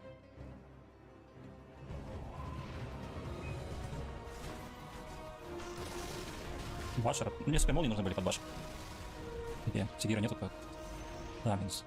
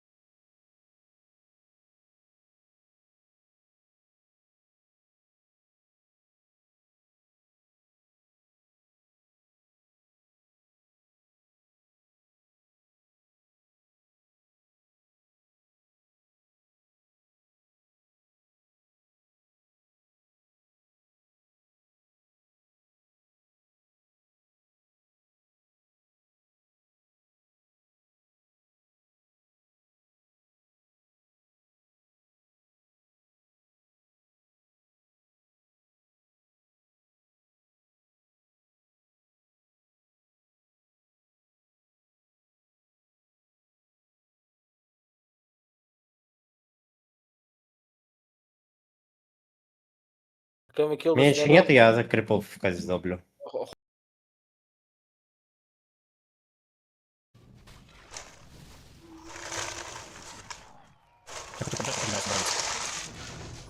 Чисто просто хочу драться. Тут проиграю, выиграю, пофигу.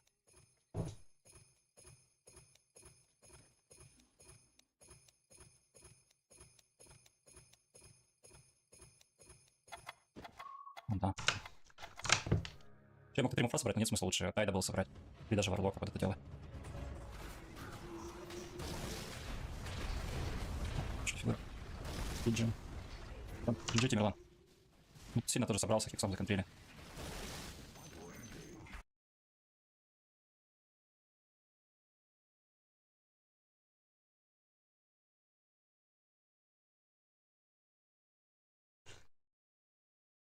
So arbeitet Selfie, damit du es nicht tun musst. Zuerst prüfen wir deine Sachen und erstellen Anzeigen. Dann lagern wir sie und finden den richtigen Käufer. Schließlich wickeln wir die Zahlung ab, verpacken die Bestellung und schicken sie raus. Dein einziger Job? Packe eine Selfie-Tasche. Einfach verkaufen mit Selfie. Für den Fall, dass dieser Spot dein Herz höher schlagen lässt, sieh es als Zeichen. Mit Condor ab Wien via Frankfurt zu den schönsten Zielen weltweit. Zum Beispiel nach Nordamerika. Schon ab 259,99 €. Jetzt buchen auf condor.com. Today we're going to look at a fairly quick but interesting integral. We're going to evaluate the integral from 0 to 1 of the fractional part of 1 over x. So what's the fractional part of a number? Well, it's exactly what it sounds like. So it's going to be not the floor of the number, which is the largest integer smaller than the number, or the ceiling of the number, which can be defined similarly. It's going to be that distance between the floor and the actual number. So in other words, if we have something like this, 1.79, and we take the fractional part of that, that's just going to be equal to 0.79. And I think it's pretty clear that we can take a number x, and, or maybe I shouldn't use x here because we've got an x up here in our integral. If we take a number t, we can decompose it into its floor and its fractional part. And that's because if we think about what's going on a number line, if we've got our number t right here, well, the floor of t is simply going to be the biggest integer that's smaller than t, and then this distance between the floor of t and t will be this fractional part of t. So perhaps that's the way to think about this that's the most intuitive. But anyway, let's get back to this fractional part of 1 over x thing. But now let's observe the following. If we've got x between interval from 0 to 1 into pieces like that for sure, then that's equivalent to saying that 1 over x is between n and n plus 1. But then we can say that the floor of 1 over x is n this scenario, which means we have 1 over x decomposing as the floor of 1 over x plus the fractional part of 1 over x. In other words, putting together this fact that we have this 1 over x equals n,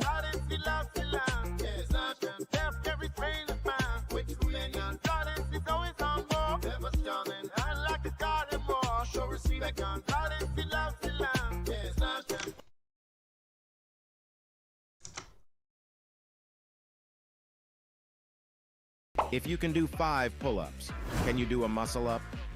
Well, not quite. Let me explain. There is a difference between a regular pull-up and a chest-to-bar pull-up. The regular body weight pull-up has great muscle and strength-gaining benefits. However, it doesn't provide us with enough explosive strength. The hardest part of the muscle-up is the transition from pulling to pushing. Этот бой Геннадия Головкина ужаснул всю Америку.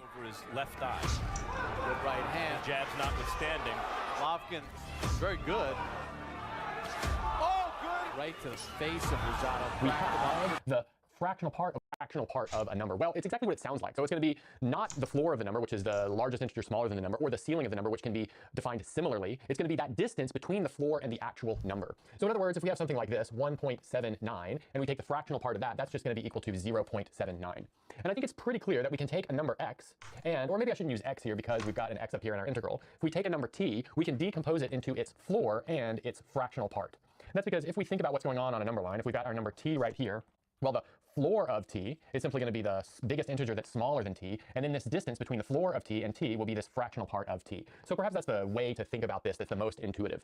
But anyway, let's get back to this fractional part of 1 over x thing. But now let's observe the following. If we've got x between 1 over n plus 1 and 1 over n, and so we can break up this interval from 0 to 1 into pieces like that for sure, then that's equivalent to saying that 1 over x is between n and n plus 1. But then we can say that the floor of 1 over x is n this scenario, which means we have 1 over x decomposing as the floor of 1 over x plus the fractional part of 1 over x. In other words, putting together this fact that we have this 1 over x equals n, we have the fractional part of 1 over x is simply equal to 1 over x minus n.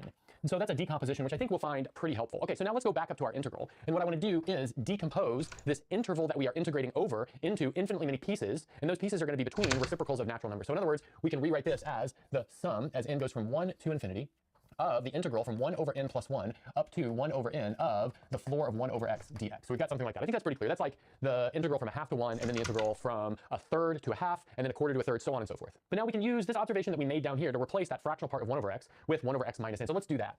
So we've got that this is the sum as n goes from 1 up to infinity of this integral from 1 over n plus 1 up to 1 over n of 1 over x minus n dx. Okay, good.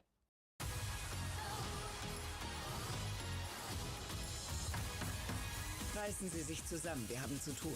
Und mit wir meine ich Sie. Der Teufel trägt Prada 2. Ab Donnerstag, nur im Kino.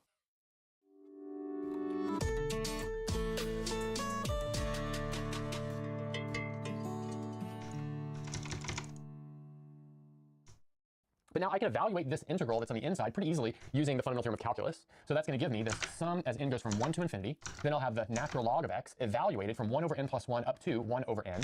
And then minus n times x evaluated from 1 over n plus 1 all the way up to 1 over n. Okay, but then that's going to give me the sum as n goes from 1 up to infinity of the natural log of 1 over n minus the natural log of 1 over n plus 1. And then let's see, that's going to be minus, so n times 1 over n is obviously equal to 1. And then we'll have minus n over n plus 1. Okay, so that's all within my infinite sum. And now the trick here is I want to use the fact that an infinite series is defined as the sequence of partial sums, and I'm going to bring this out into the limit as capital N goes to infinity of my sequence of partial sums. But I've got a huge advantage once I change this to a sequence of partial sums, and that is I can split this sum into pieces. So let's do that. So my first piece will be the sum as n goes from 1 to infinity of the natural log of n plus 1 over n.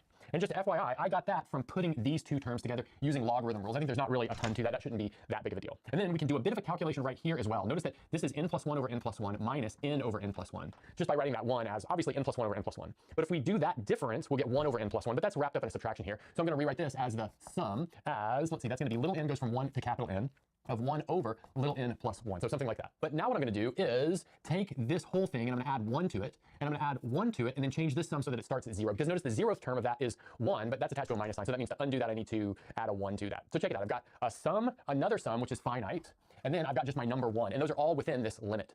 So now what I'll do is I'll bring that plus 1 outside of the limit because that doesn't have anything to do with my limiting variable. And then I'll use logarithm rules on this first part. That'll turn a sum into a product. So that's going to give me the natural log of the product as little n goes from 1 to capital N of n plus 1 over n. Good. And then from that we are subtracting this thing right here, which is the sum of all of the reciprocals of natural numbers up to capital N plus 1. So this is going to be 1 plus 1/2 plus 1/3 ending at 1 over n plus 1, like I just said. Good. But we can do a bit of a simplification procedure on this product. It's actually pretty nice how this simplifies. So let's write out the first couple of terms and maybe the last couple of terms. Notice that the n equals 1 term gives us 2 over 1. The n equals 2 term gives us 3 over 2, then 4 over 3, so on and so forth. And notice the last term, the n minus 1 term, or maybe the next to last term, is n over n minus 1. And then the last term is capital N plus 1 over n. But we've got this telescoping action occurring. Notice that this 2 cancels with this 2. This 3 right here cancels with this 3 right here. This 4 cancels with something that comes afterwards. This n minus 1 cancels with something that comes before. And then this n cancels with this n right here. And so that means that all we're left with in here is simply this capital N plus 1. Okay, so let's see what we've got. So we've got 1 plus the limit as capital N goes to infinity of the natural log of capital N plus 1 minus this sum, 1 plus 1/2 all the way up to capital N plus 1 in the denominator. But next up, what I want to do is re-index this sum a little bit. I'm going to replace n with n minus 1, which is totally okay because I've got this limit as n goes to infinity. And I'm going to factor a minus sign out as well. So that's going to give me 1 minus the limit as capital N goes to infinity of 1 plus 1/2 plus 1/3. Now it's ending at 1 over n. And then from that, I'm subtracting the natural log of n. But that limit has a famous value that we've seen on the channel before, and that is the Euler-Mascheroni constant, gamma. So in the end, we have a final value for this integral of 1 minus gamma, and that's a good place to stop. Sayers Styling Glaze Routine mit Laminierungseffekt. Für mehr Glanz entdecke jetzt Sayers Glaze.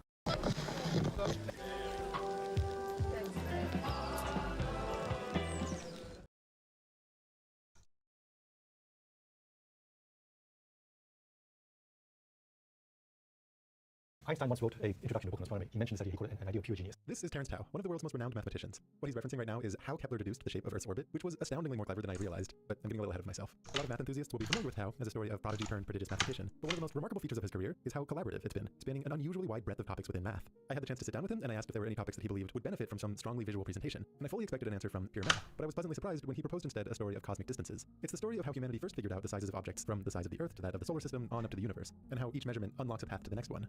I always liked astronomy as a child. Just found like red dwarfs and neutron stars and so forth fascinating. Then I had a little telescope as a kid. I just read all these books and said, the distance to Mars is 18 million miles or whatever. And I just sort of accepted, oh, they figured out some way to do this. I never knew how they did it. Science communication at its best is, to me, less about presenting facts in a memorable way and more about showing how it is that we know what we know. When it comes to cosmic distances, it's very easy to be awestruck by the sheer unfathomable scales involved. But what deserves just as much awe and is much less commonly highlighted in pop science documentaries is how clever the reasoning can be at each step.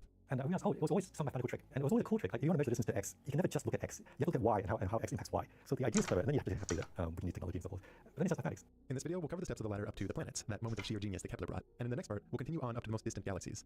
The very first measurement of the ladder is the radius of the Earth, a somewhat classic tale. But to even ask this question presumes that the Earth is a sphere, or at least roughly spherical. So you might wonder how the ancients first deduced the shape of the Earth. The first really convincing proof came from the moon. And this is the constant theme of the distance ladder. If you want to measure one object, in this case the Earth, you have to use a reference object that is some distance away. See, the thing is that we're stuck on the Earth. Okay? Like if we could step away, if you look from many different angles, you could see that it's round.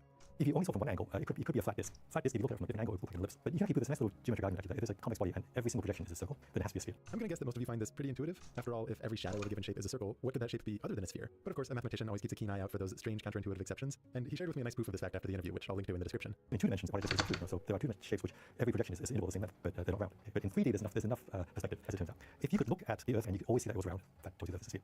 NASA can do this, okay, but Aristotle could do this, and he used the moon because he knew about lunar eclipses. Lunar eclipses happen when the moon falls onto the Earth's shadow, and the Earth's shadow, as you can just visibly see, is always a circular arc. So there's a picture I can show you. This is not my photo, but someone took several images of the moon entering and exiting the lunar eclipse and composited it together into a single shot.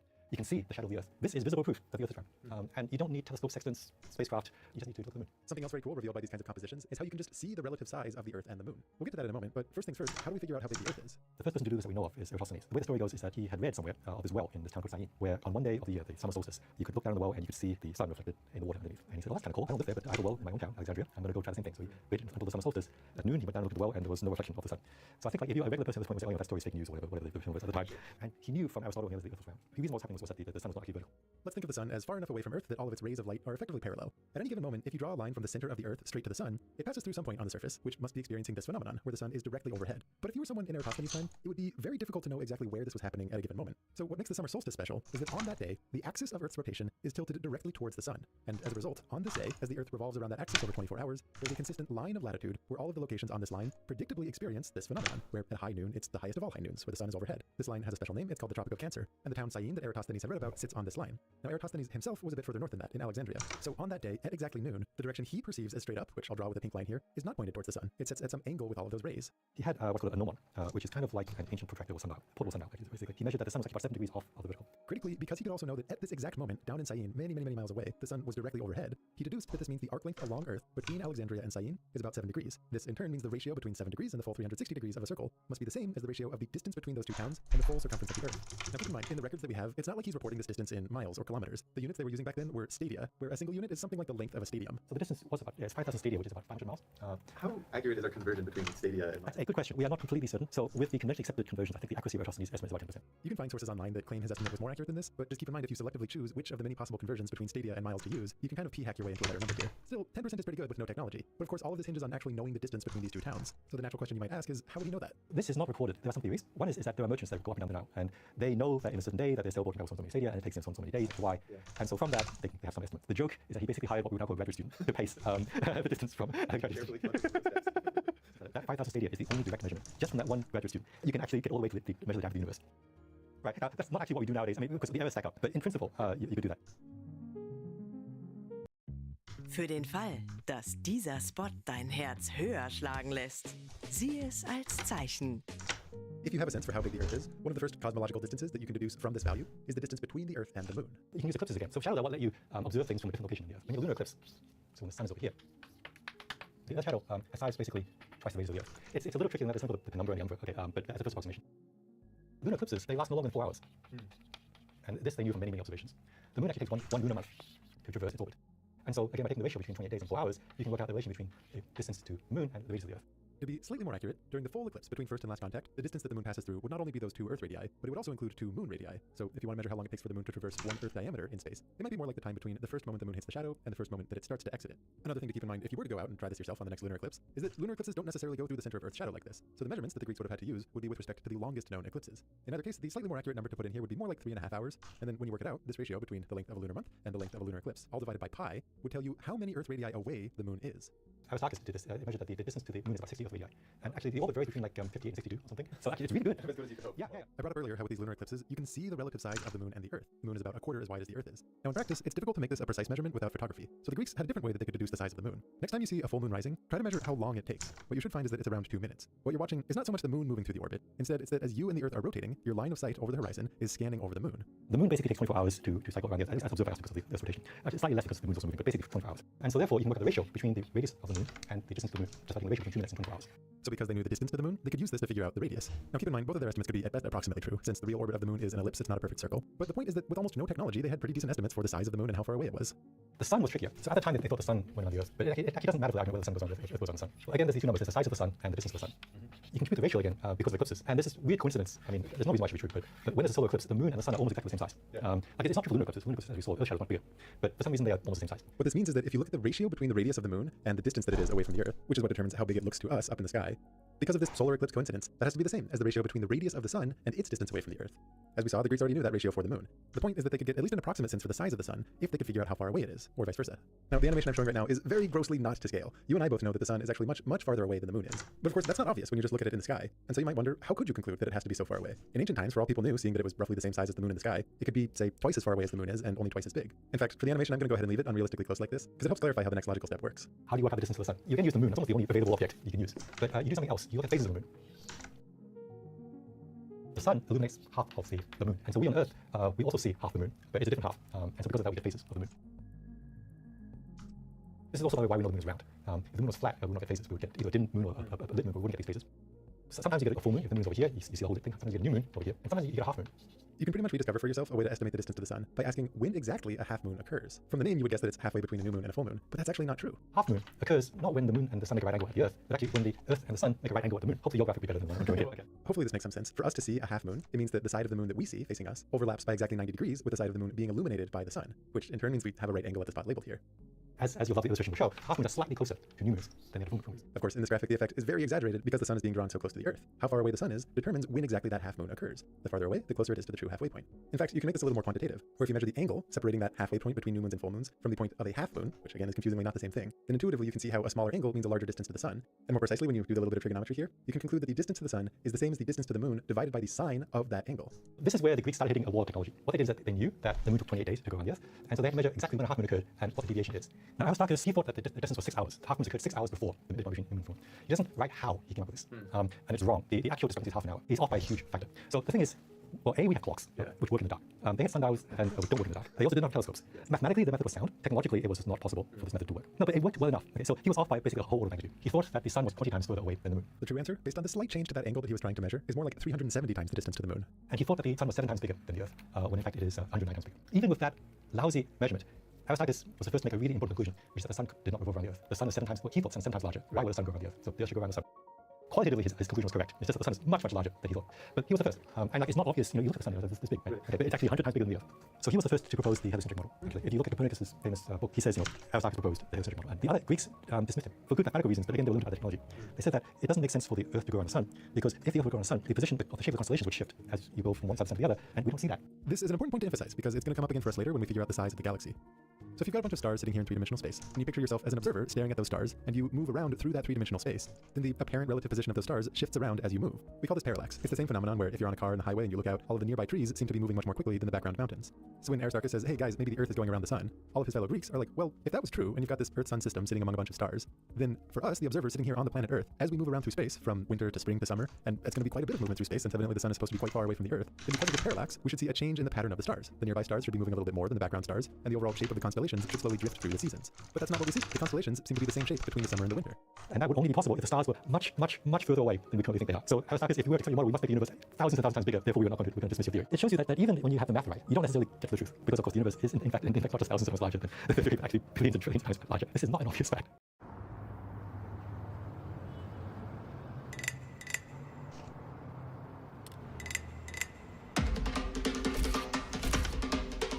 At this point, let's jump ahead quite a bit in history up to Kepler, perhaps the best part of this whole story. This is the most genius step of the ladder. The first time you climb from one step to the next, it's always heroic. Because the first time, you got the edge of what the data and the math and the technology can give you. Now, Kepler was not working from a blank slate. He was building off of the work of others, most notably that of Copernicus.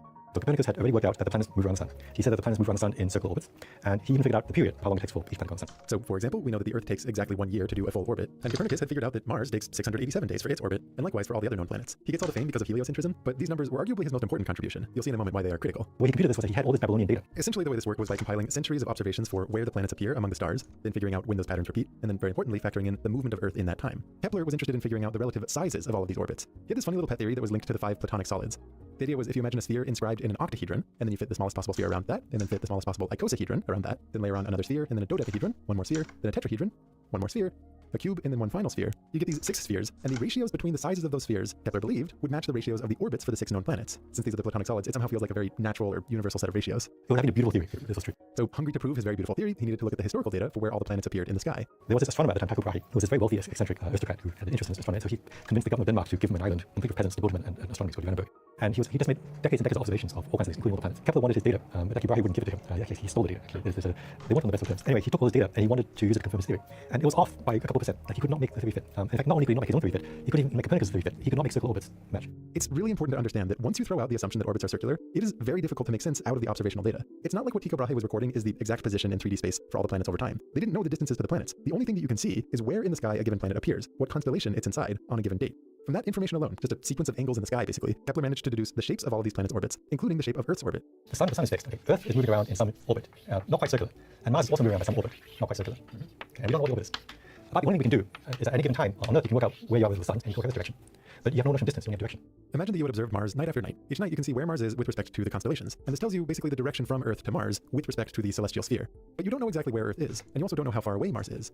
You do know the direction to the sun. Even if you can't literally see it in the constellations, you know this because of what date of the year it is, since that tells you how far the Earth has gone around. Keep in mind, although Aristarchus had his estimate for how far away the sun was, people still didn't really have a precise measure for that distance. Aristarchus' method is just too error-prone for anything exact. So all you really know are these 2 different angles, and you want to figure out these 2 unknown orbits. That doesn't seem like enough information. Even if you see things on a plane, which you more or less can, like all the planets within the zodiac, so to speak, it's pretty much a planet diagram. Well, this looks unsolvable. In math, if you can't solve a problem, you first try to solve a simple problem. So let's solve a simple problem. Suppose Mars doesn't move. Suppose Mars is actually nailed to space. Okay.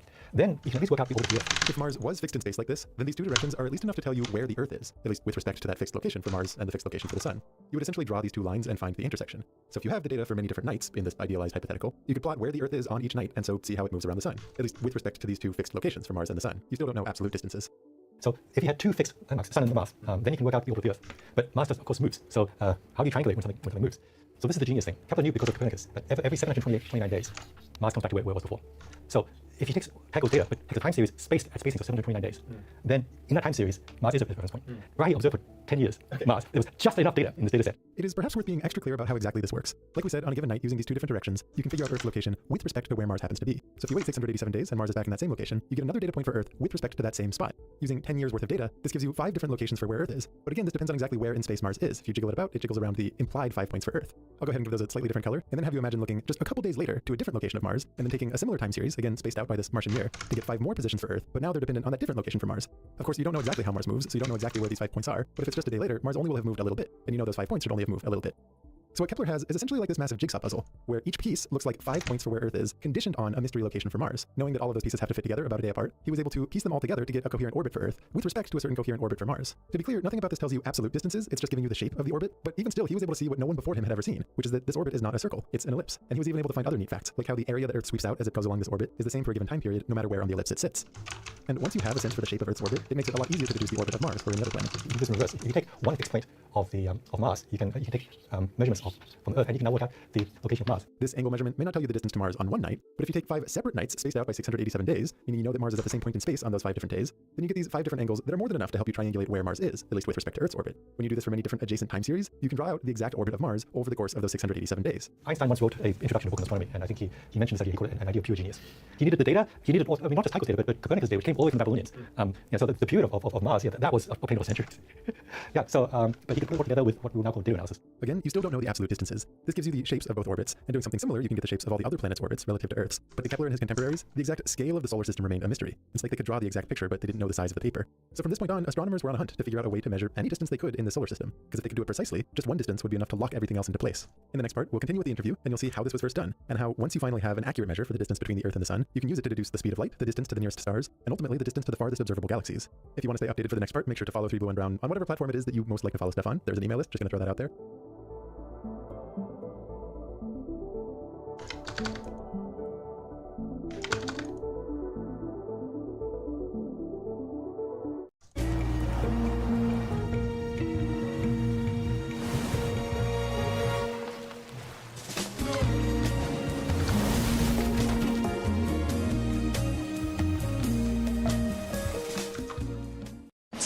Jahre zurück zum Ursprung. Das sind 20 Jahre beste Bioqualität. 20 Jahre Genuss aus Österreich, rückverfolgbar bis zum Ursprung. 20 Jahre zum Wohl der Tiere. 20 Jahre faire Partnerschaft. Machen wir die Augen zu. Jetzt? Ja. Wir feiern 20 Jahre leistbares Bio mit zurück zum Ursprung. Jetzt und für die Zukunft. Das ist Bio, das weitergeht. Für uns und die Zukunft. Exklusiv bei Hofer.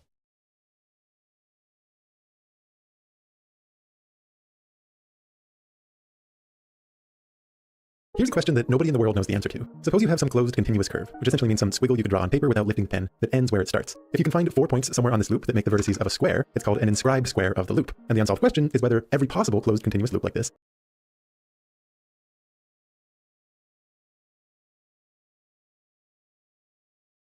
necessarily has an inscribed square.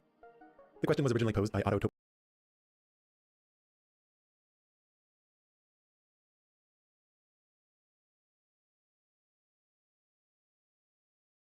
Hello, person, this is Anton, and today we're going to be discussing just a little bit of physics, and specifically something in regards to the physical constants of the universe, which are all essentially these very specific numbers that more or less describe how the universe behaves. And by itself, this list is not particularly long, but what's really impressive here is that a lot of these constants are known with absolutely extreme precision. And that's of course because of a lot of different experiments in the last few decades that were able to directly calculate everything from the more obvious constants, like for example the speed of light, to constants which are extremely difficult to measure, like the gravitational constant, which is actually what we're going to be discussing today. And well, in this case, this is a fundamental number that directly dictates the very structure of the universe. Yet despite this remains a kind of a frustrating mystery in the modern physics, despite decades and decades of different experiments that try to calculate it. And while in modern physics, it's also sometimes referred to as the big G. And that's because the little g usually just refers to the Earth's gravity. But in this most recent paper that has always you can find in the description, Stefan Schleminger and his team at NIST, or the National Institute of Standards and Technology, has officially released the most recent results of this decade-long attempt to measure this constant with absolutely extreme precision. But unfortunately, instead of solving this mystery once and for all, here the results once again add a new layer of complexity to this problem, despite actually being the most accurate results to date. And so let's talk about the study and the results in a little bit more detail. But first, so what is this big G? And of course, why does it matter so much? For example, even though we don't actually feel it,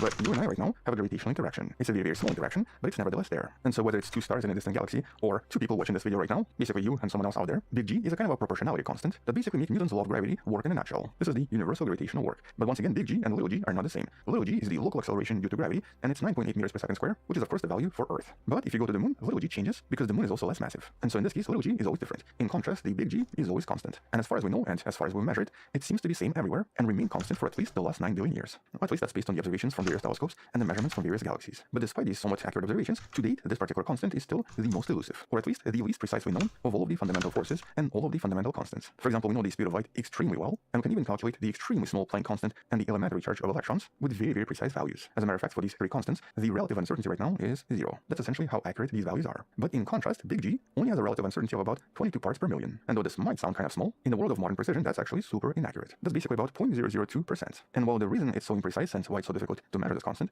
is actually because gravity is just so weak in comparison to everything else. As a simple analogy, a tiny magnet the size of a pinhead can usually easily lift a paperclip, which of course overcomes the entire gravitational pull from the whole planet Earth. And so yeah, let that sink in for a second. A tiny magnet produces electric in the process of discovering the gravitational attraction. This is the Bureau of Weights and Measurements. This is a very similar agency, but in France instead of US. And they actually use the same instrument referred to as the torsion balance. Well, in this case, instead of just using a bunch of balls hanging on a string, scientists used a much more precise apparatus with aluminum cups and brass balls that would attract each other using gravitational forces. And so here, by suspending a small disc with larger masses placed on it, this would actually cause the ribbon to twist slightly, producing the effects of torsion. And so by measuring this tiny twist, or by using electrical voltages to prevent the twist from happening, essentially counteracting the twist, researchers can then try to estimate the exact value for this big G. And so in essence, it's kind of similar to this experiment, but here, the electromagnetic forces, whose constants are very well known to us, are then used to try to counteract the gravity in order to calculate everything. Well, in this case, to avoid any kind of a subconscious bias, researchers also used what's known as a blind analysis, where they essentially had a secret random number from the data subtracted from the results. And so in this case, researchers did not actually know the true value for the constant until they opened a sealed envelope during a public presentation in 2024. And when they opened the envelope, the results were kind of surprising. They discovered the value to be 6.67387 times 10 to the minus 11 cubic meter per kilogram per second square. Okay, I know this is quite a mouthful, but in essence, they discovered a value that was 0.0235% lower than the original French result from 2007. And 0.02% is once again quite significant. And significant because in high-precision physics, we do expect results from the same equipment to usually match. As a matter of fact, if you look at some of the previous measurements, you'll notice that quite a few of them seem to be in a completely different place and not match at all. And in this case, it also includes the results from the French experiments in 2007 and earlier. And so here, this is kind of unexpected, but also confirms that there are still some unrecognized instrumental effects or some kind of a hidden systematic error that we still don't understand when it comes to measuring gravity. And so here, scientists now refer to this as dark uncertainty. Okay, maybe not the best name again, since we have dark matter and dark energy and stuff, but really it's just because nobody knows what's going on. And so here it's a way of acknowledging that there seem to be unexplained differences between best experiments and most accurate calculations and the actual results. And so at the moment, nobody actually knows what's going on. And so I guess the next question is, so what's next and what challenges remain? Well, in this case, researchers do highlight at least several subtle challenges. First one is the thermal torque. In this case, the team discovered that tiny temperature differences, as small as 5 millionth of a degree, can actually cause air inside the vacuum chamber to move just a little bit. And so sometimes it creates a kind of a thermal torque that seems to mimic gravity. In other words, even though this is done in vacuum, since it's not perfect vacuum, there are still some uncertainties. Then we have geometric imperfections. The metal masses that are used in these experiments are not perfect spheres. I mean, they are perfect spheres to our eyes, but on atomic scales, they do contain occasional irregularities, and some of them were discovered to have trilobate shape errors of just a few micrometers. And so even though this just involves like a few hundred atoms or so, it seems to produce enough bias in the results. And lastly, there's the instrumentational limit. Certain sensors used to measure the twisting angle, the instruments referred to as autocollimators, usually have to be calibrated at specialized labs in Germany. This is in order to account for various errors a few billionth of a degree in size. And so in this case, there might have been a calibration error with the results produced by these instruments measuring slightly different angles of separation. In other words, there are quite a few potential errors, and right now resolving this would be kind of challenging. But these results still matter quite a lot, at least for some of the future experiments. And so even though we did not get some kind of a single number from this new measurement, this is still a massive step forward in trying to basically bring order to the universe, or at least in trying to calculate how the universe behaves at cosmological scales. And so in this case, by identifying some of these new sources of error, like for example the thermal torque and the differences in mass shapes, the team can now provide a new roadmap for the next generation of scientists. In other words, by modifying this type of an experiment, or possibly creating a completely new type of an experiment and using a different setup, we might get a much more precise data next time. And so in this case, this is really not about this final number, as much as trying to expose some of these unknowns, which could also cause some of the additional errors in other experiments using something very similar. And so every time scientists get an experiment that doesn't go as planned or produces incorrect results, we actually end up getting just a little bit closer to that final truth. But at least for now, as of early 2026, the gravitational constant, also known as the big G, remains a mystery. We still have no idea what the exact value is, which means that we must press on. And that's because it measures one of 4 fundamental forces that we still don't really understand very well. And since gravity is all around us and basically dictates the entire universe, it's one of those forces that we need to understand in order to try to answer a lot of different questions in the universe. Which means that we'll come back and discuss this more in some of the future videos. Until then, thank you for watching, subscribe, come back tomorrow to learn something else, support the channel Patreon where you can find additional videos without any ads and can directly, or by joining channel membership that grants you early access. You can also support the channel by buying the 1 4% t-shirt in the description below. Stay wonderful, I'll see you tomorrow, and as always, bye-bye.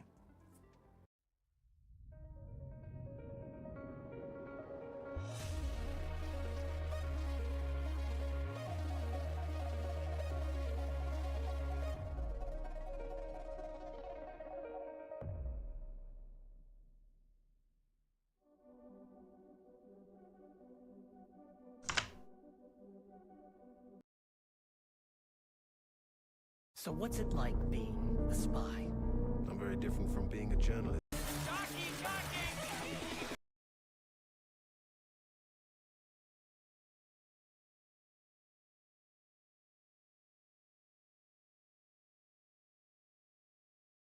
Marketinganzeige. Unser ETF bietet